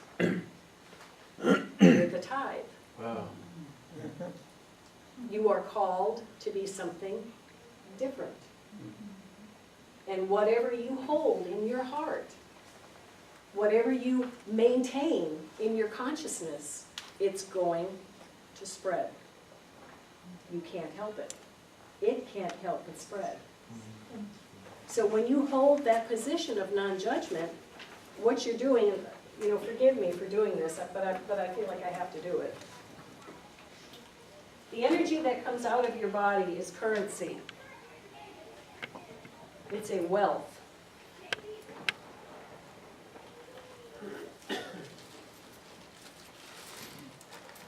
So every time, and I say in my book, stop throwing your good emotional currency at the bad circumstances of life. Every time the I am, which is you, judges a thing, whether positive or negative, every time it does, it sets in motion more of what it's focusing upon. Did you understand what I just said? Yes. You're saying the law of attraction. It is, because it's law. So you tithe are called to stop throwing your currency away.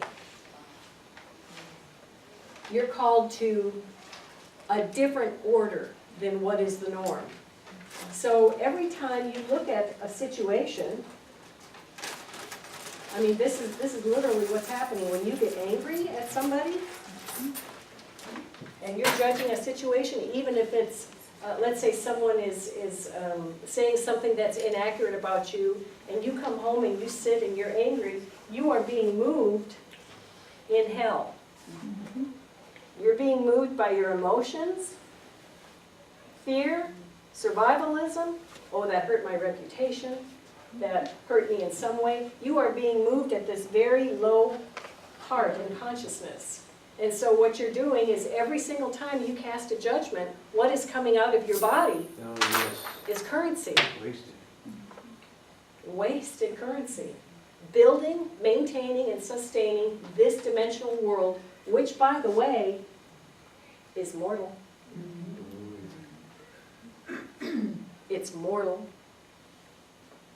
So you are being called to die to self and experience that resurrection that comes from disengaging from this present age. Is that a good picture? Every single time you judge a circumstance,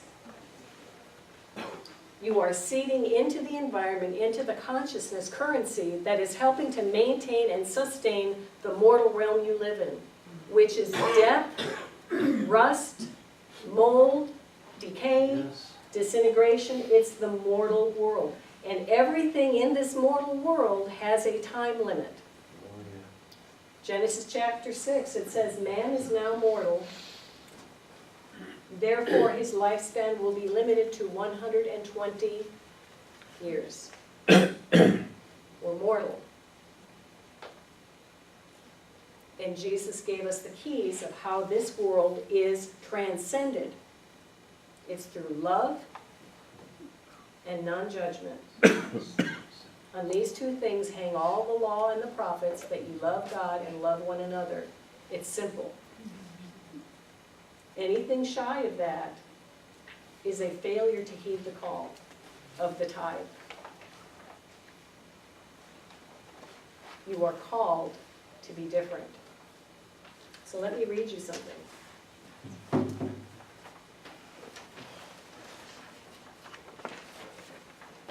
Actually, I have one more handout that I want to do tonight. Can I get help with this?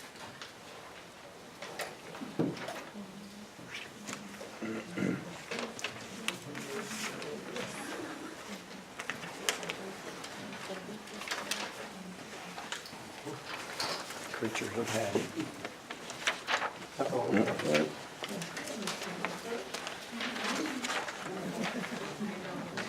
How many of you are familiar with Manly P. Hall? Okay. Powerful. Yes.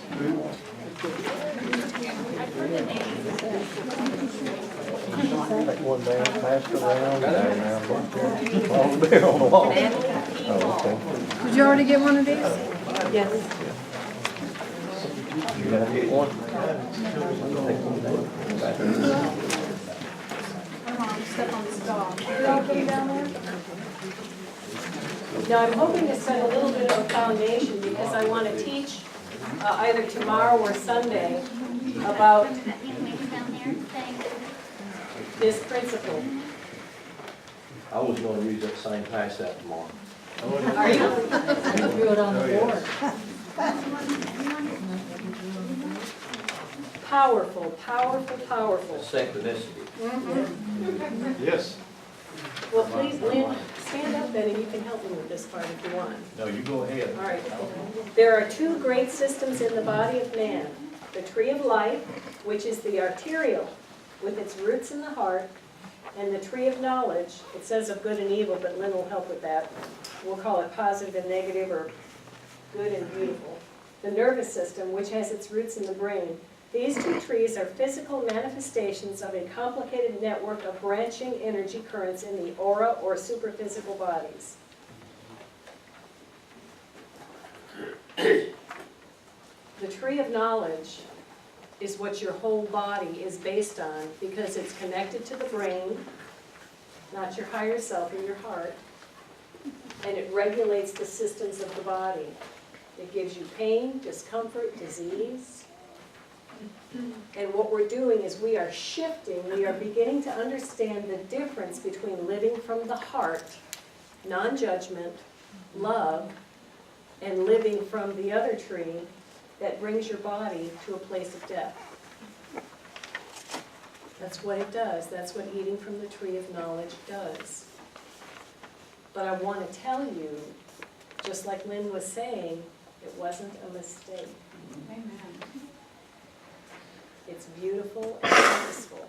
And we are learning, listen to this, we are learning to be co-creators of reality by the manufacture and distribution of emotional currency.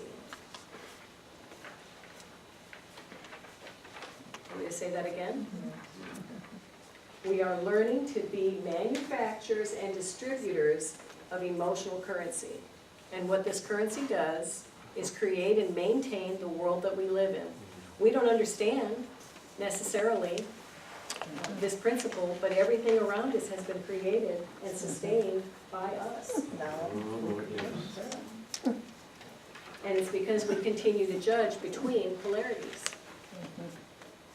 And so whatever we focus upon, we create more of. I'll be talking more about that.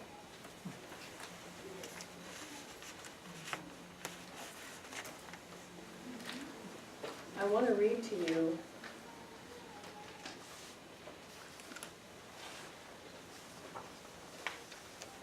you're going to hear me talk a lot about disengaging the emotions.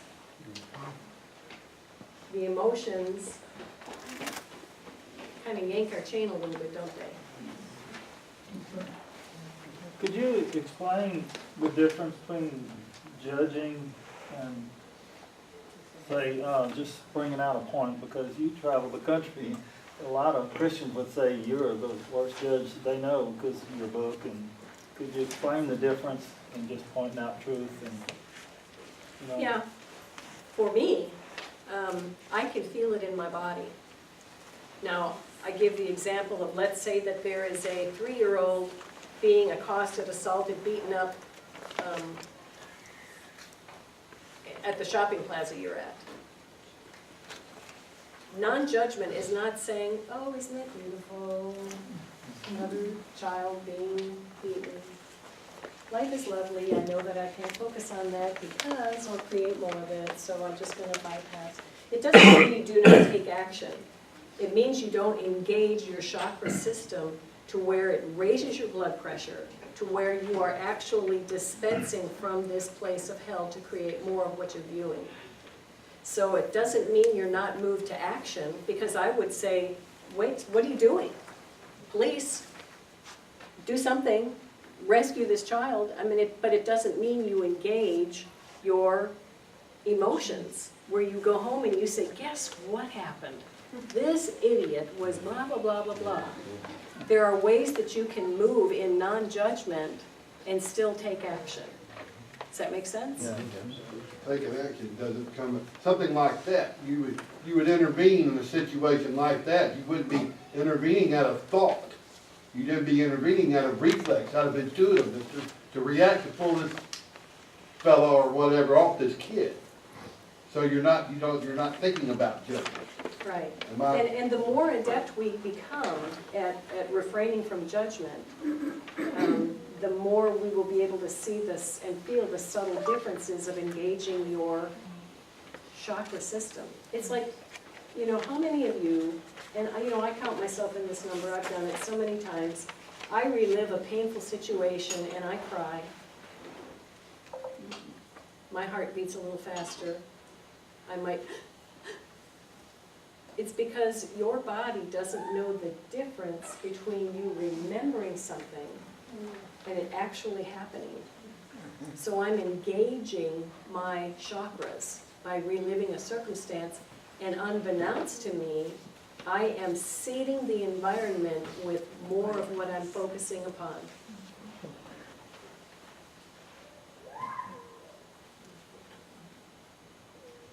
Is there a place, is there a difference here between righteous and unrighteous judgment? Absolutely. Perfect question. Thank you, because you said that to me the other day. You said something about it, and we were talking about this and all, and I went home, and I mean, almost every day that kept coming up to me, and I went, oh my gosh, what is the difference here? I know there's the old term difference, but where we at now is the 10%. For those that are familiar with Scripture, there's righteous judgment and unrighteous judgment. This takes place within the human being. Unrighteous judgment occurs from the third chakra down. Righteous judgment occurs from the heart up. The heart changes the frequency of these lower three chakras, and it changes it with love and compassion. So it always said that Jesus was moved with compassion and he did such and such and such and such. And so to me, unrighteous judgment is moving by your emotions, creating more of this. Righteous judgment is when you refrain from reacting. You allow yourself to move into that place of appreciation, and then you move from above the heart. The energy is actually transmuted here, and you move and take action from up here. You all know the difference. I'm sure you've seen people, teachers, people in authority that move with aggression and violence and all these lower energetic things, and those that move with compassion, yet with swift justice. You know the difference between it. And so what we're called to do is we're called to leave and resurrect our energy body from here. We're moving upward. Energy is moving upward, continually raising in vibration to the point where it changes form here. This is actually, this part of our bodies is one of the most sophisticated pieces of, if you want to call it machinery, because energy is actually changing when it enters our heart space. So the difference between unrighteous judgment is moving in a reactive manner rather than taking a breath, breathing through something, allowing love to fill your circumstance, and then making a decision based on love. It's kind of like when they tell a parent, count to 10. Don't, strike out in anger. Breathe through the situation and allow that energy to change. And it does. It changes form. So what we're being called to do as a bridge and a link into the next age, we are being called to transform energy from within our body, and that comes out through our consciousness. We're called to be the bridge, the link between this age and the next. Ken Carey has a really interesting quote in his book from the third millennium, and I'm going to read this slowly and let this sink in.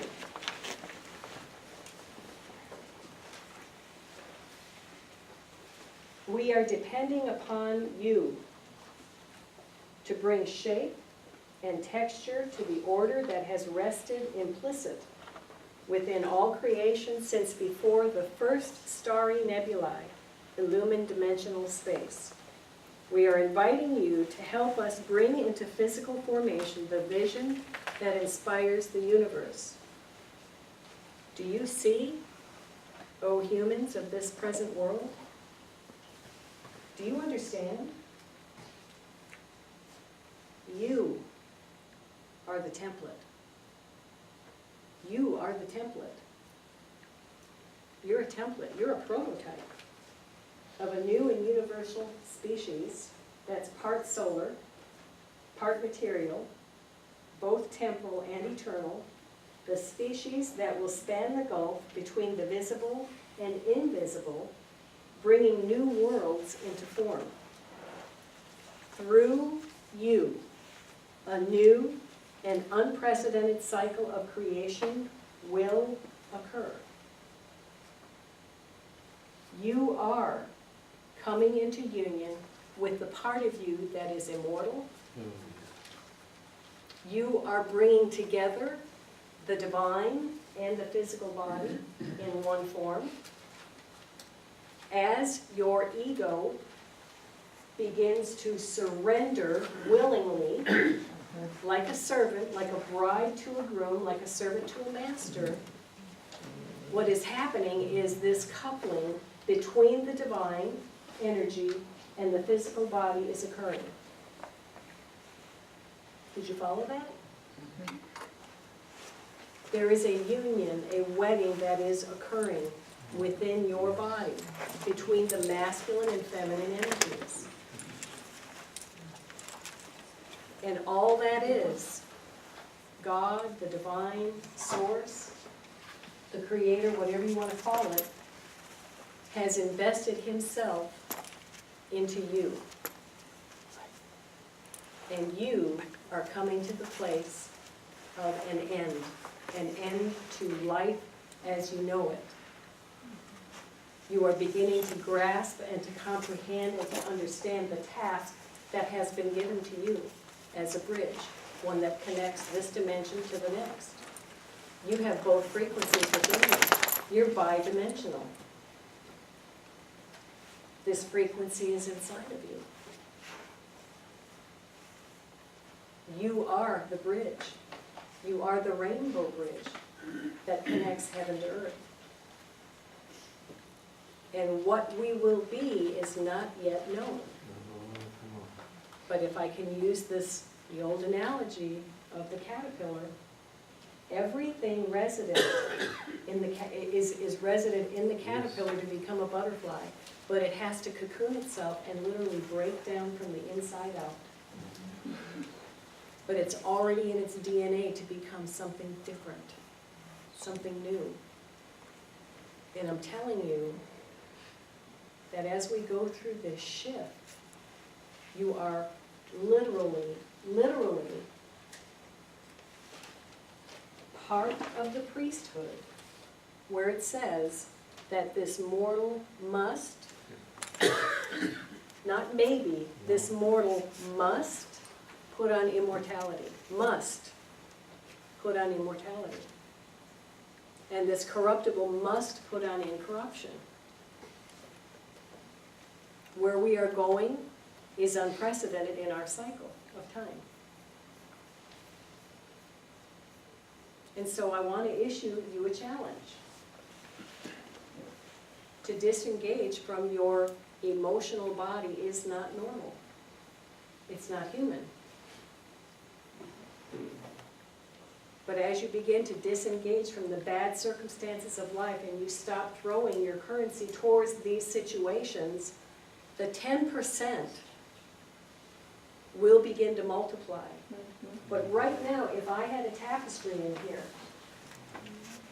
and I pulled out 10% of the threads, don't you know that the fabric would be compromised? So we're talking kind of woo-woo metaphysical stuff here, but if just 10% of the population chooses love over fear, chooses non-judgment and tolerance over anything else. Now, you know what? There are police officers, there are politicians, they can judge, they can do those jobs. You're not called to do those things. They can do that. You are called to pollinate consciousness with a different mode of being. And you know what? If I'm wrong, if what I'm saying is wrong, what have you got to lose? But you're becoming a buoyant, joyful being that is not so focused on schism and division and hatred and injustice. Turn off the damn news. Stop it.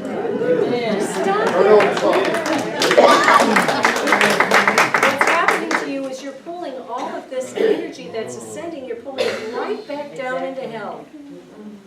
And from that place, when you are, and there's, you know, I had to turn the news off. I just shut it off and I said, you know, I am not strong enough not to be affected by this.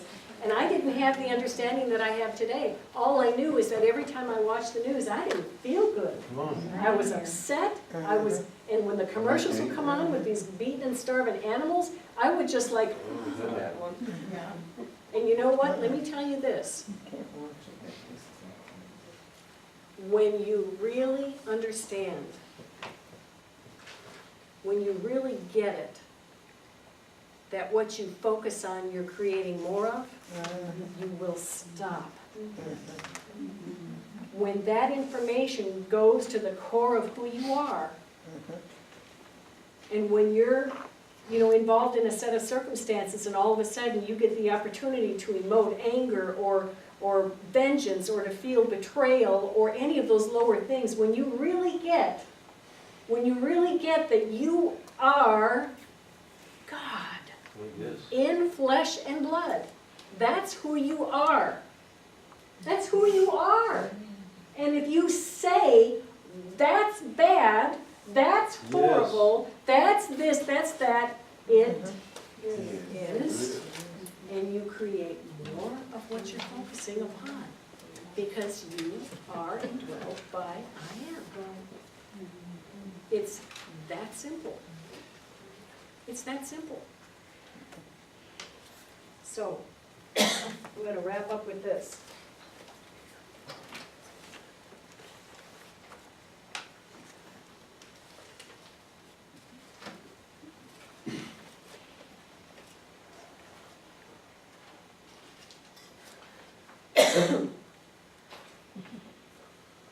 This is from the book titled Illumination, The Shaman's Way of Healing.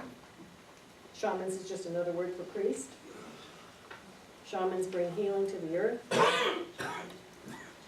Cleansing emotions. During initiation, you confront deadly emotions as they rear their ugly heads. You allow them to wash through every cell of your body in their purest form without projecting that story onto others. Let me read that again. You allow them to wash through every cell in your body in their purest form without projecting that story onto others.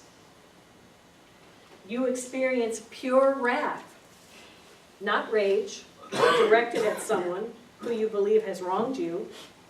You experience pure lust, not lust directed at a person or a thing you crave.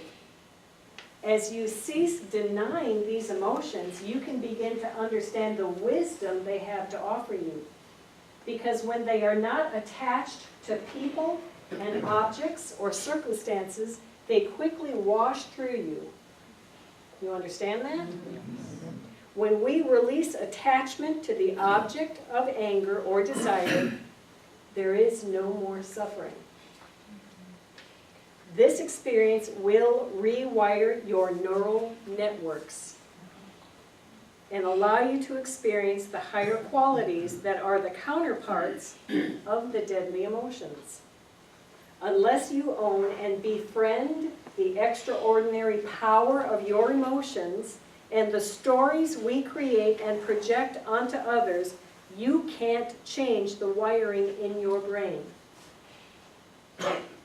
You read spiritual books and believe that you're incapable of hurting a fly, when in reality you are sitting with a sword drawn on your lap, ready to chop off heads.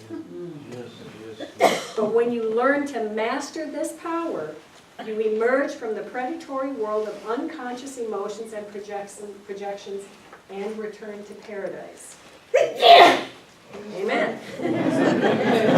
So basically what this is saying is you have to disconnect from your circumstances. You can feel the emotions. There's nothing wrong with them. They're highly creative. But when they are attached to situations in this mortal world, then you're going to create more of this mortal world. It's that simple. When your emotions are attached to people, issues, circumstances, then you're creating more of what you're focusing upon. So emotions in their rawest, purest form is not wrong. And I want to tell you a secret. I'm going to close with this, and I will build much more on this. Your emotions and what you have learned in your lives here in the earth plane will serve you in the age to come because you will have been well educated in the manufacture and distribution of this currency. It will serve you in the age to come. As creators, you will be creating worlds Yes. without end. That is the gift of creation that comes from the progenitor, the Father. And there is no way to the Father but by the example set by Christ, which is love, non-judgment. He set the way and the pattern, this story of Christ, this one that didn't judge and that loved. And there is no other way to this powerful creative force unless you die the death to ego and allow that same to resurrect from the dead. Then you take from your life your valuable experiences, you dismiss the connection that you have with people, places and things and circumstances, and all you are left with is currency. And I'm telling you this, John, the age to come isn't going to look like what we think, but I'm going to give examples from this age. Looking at the spectrum of emotions, knowing that this is fear, shame, the lowest vibration, and this is joy and love, what would you think it would take to create a butterfly? A butterfly's wings, a flower, something joyful. What do you think it would take to create the iron core of a planet? Now, listen to this. Who could ever make sense of the parable that said, and Jesus said, if you say to this mountain, move from here and be cast into the sea, you will be learning, if you dismiss judgment, if you are learning to play this incredible instrument of a body and these frequencies that come out of it and that can project and create. I mean, that's what it's all about. That's what we're doing. And if we say to move this mountain from here to there, it will go. This isn't woo-woo. What I am trying to teach you has application in the age to come, and I'm speaking a mystery to you. All of your life's experiences have been necessary for your education here in the earth plane. Every single betrayal, people that have been abused, that have suffered unspeakably, everything that you have used, you will call upon and you will use to create at some level when you dismiss the circumstances to that emotion. And I love to use the example of the story of Lazarus. You know, Jesus wasn't moved by his emotions. When they said, come, he's sick, he's dying, he's your best friend, dude, come on. Move. And Jesus was like, I'll get there. It took him 4 days to walk 2 miles. And he said, take me to him. But Lord, he stinks by now. No, just roll away the stone. I got this. And what did Jesus do? Jesus wept. He called upon grief. He wept and he called upon grief to raise Lazarus from the dead. He wept and he called upon grief. He groaned, it says. And then he said this, thank you, Father, source of all progenitor, creative influence in my life. You hear me and you always hear me. And now I'm speaking out loud because what just took place between you and me in the form of this groan that came out of my chakras, you get it, you understand that creative potential I'm tapping into, and I'm saying, Lazarus, come forth. And he did. And you know what? You're Lazarus. And you're coming up and coming out of the tomb. When we are learning this incredible power that we have within us in the form of our emotions, and to belabor a point, but it has to be dismissed from the circumstances and the people of your life that have hurt you. That's forgiveness.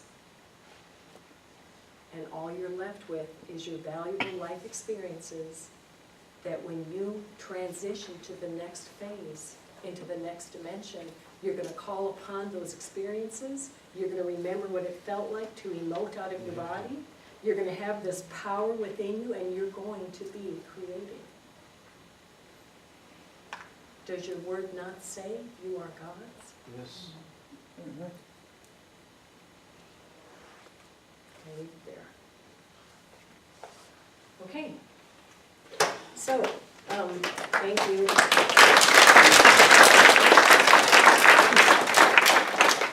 So tomorrow morning, we're going to meet at 10. And Lynn, did you have anything you want to say? Or Mark, can you come up here real quick? And Avis? These are the morning speakers. And can you give them just a short blip of a teaser of what you're going to be talking about? You're going first. We're in the middle of a shift.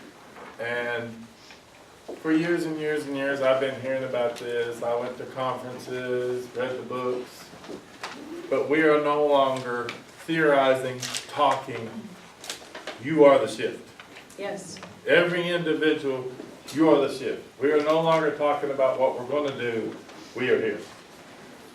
And in my life, I grew up a Baptist Costas. I grew up with a King Jimmy Bible.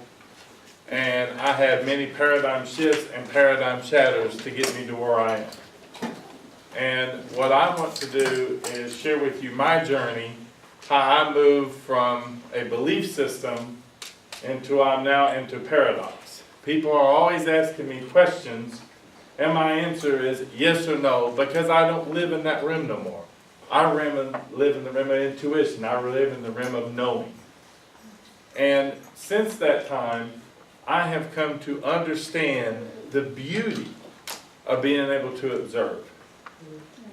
And a lot of things are going on with me because even though we sit up and we talk Greek and Hebrew, there are things within us that have been captured in energy that are releasing. And there are things that only the divine can release you from. And when you are released to that, you are no longer talking about shift in the sense that it's a theory. It's no longer something you're hoping for. I've been to meetings, man. They start out, everything's excited. By Sunday morning, we're going, oh gosh, here we go, back to the old world of wherever we were. But I mean, when you really are the shift, then we will walk into a place that this is no longer theory. We are here. We are it. And I am looking at the tithe. I am looking at the shift. And I know people who have been pioneers in this thing for years that has no idea what's going on right now. And I know Baptist, good, charismatic people who are trying to pretend that they don't know what's going on, and they are right in the middle of it. And in social media, they're getting caught. So it blows my mind that this thing is everywhere, and no matter where I go and say, that's not where it's shifting, that's exactly where it is. So I welcome to engage with you this weekend to get to know you, because you're the shift.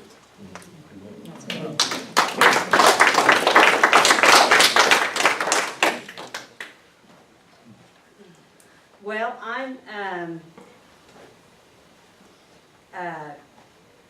kind of in the place where, you know, knowledge does not always bring understanding. There's a difference.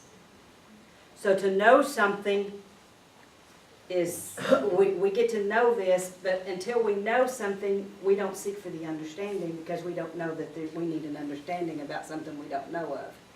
So we've heard knowledge of this for a good while, and now we're having an understanding. We're having an experience, and to know, to walk it out. I've heard it said many, many times, okay, I'm so tired of hearing this. I want to see you walking it out. Amen. Well, hello. We're doing that. And I'm going to share with you tomorrow some of the experiences I've gone through and how it looks. And I know many of you can relate to that because it will help you to realize some of the things that you have gone through and what it has been about. So that's I'm the journey that's going to be exposed. I know that the story that she is going to share, and I've asked her to share it again, and it was a very powerful, powerful time over in Dalton. And Avis just sharing her humanity with you all, I think will help you see the process of disconnecting the energy from the person, from the circumstance. It's a real practical, powerful story of her deliverance into something completely powerful and different. So I appreciate you being vulnerable, both of you. So, okay, y'all, it is 10:05. So have a good night's rest, and we'll see you in the morning.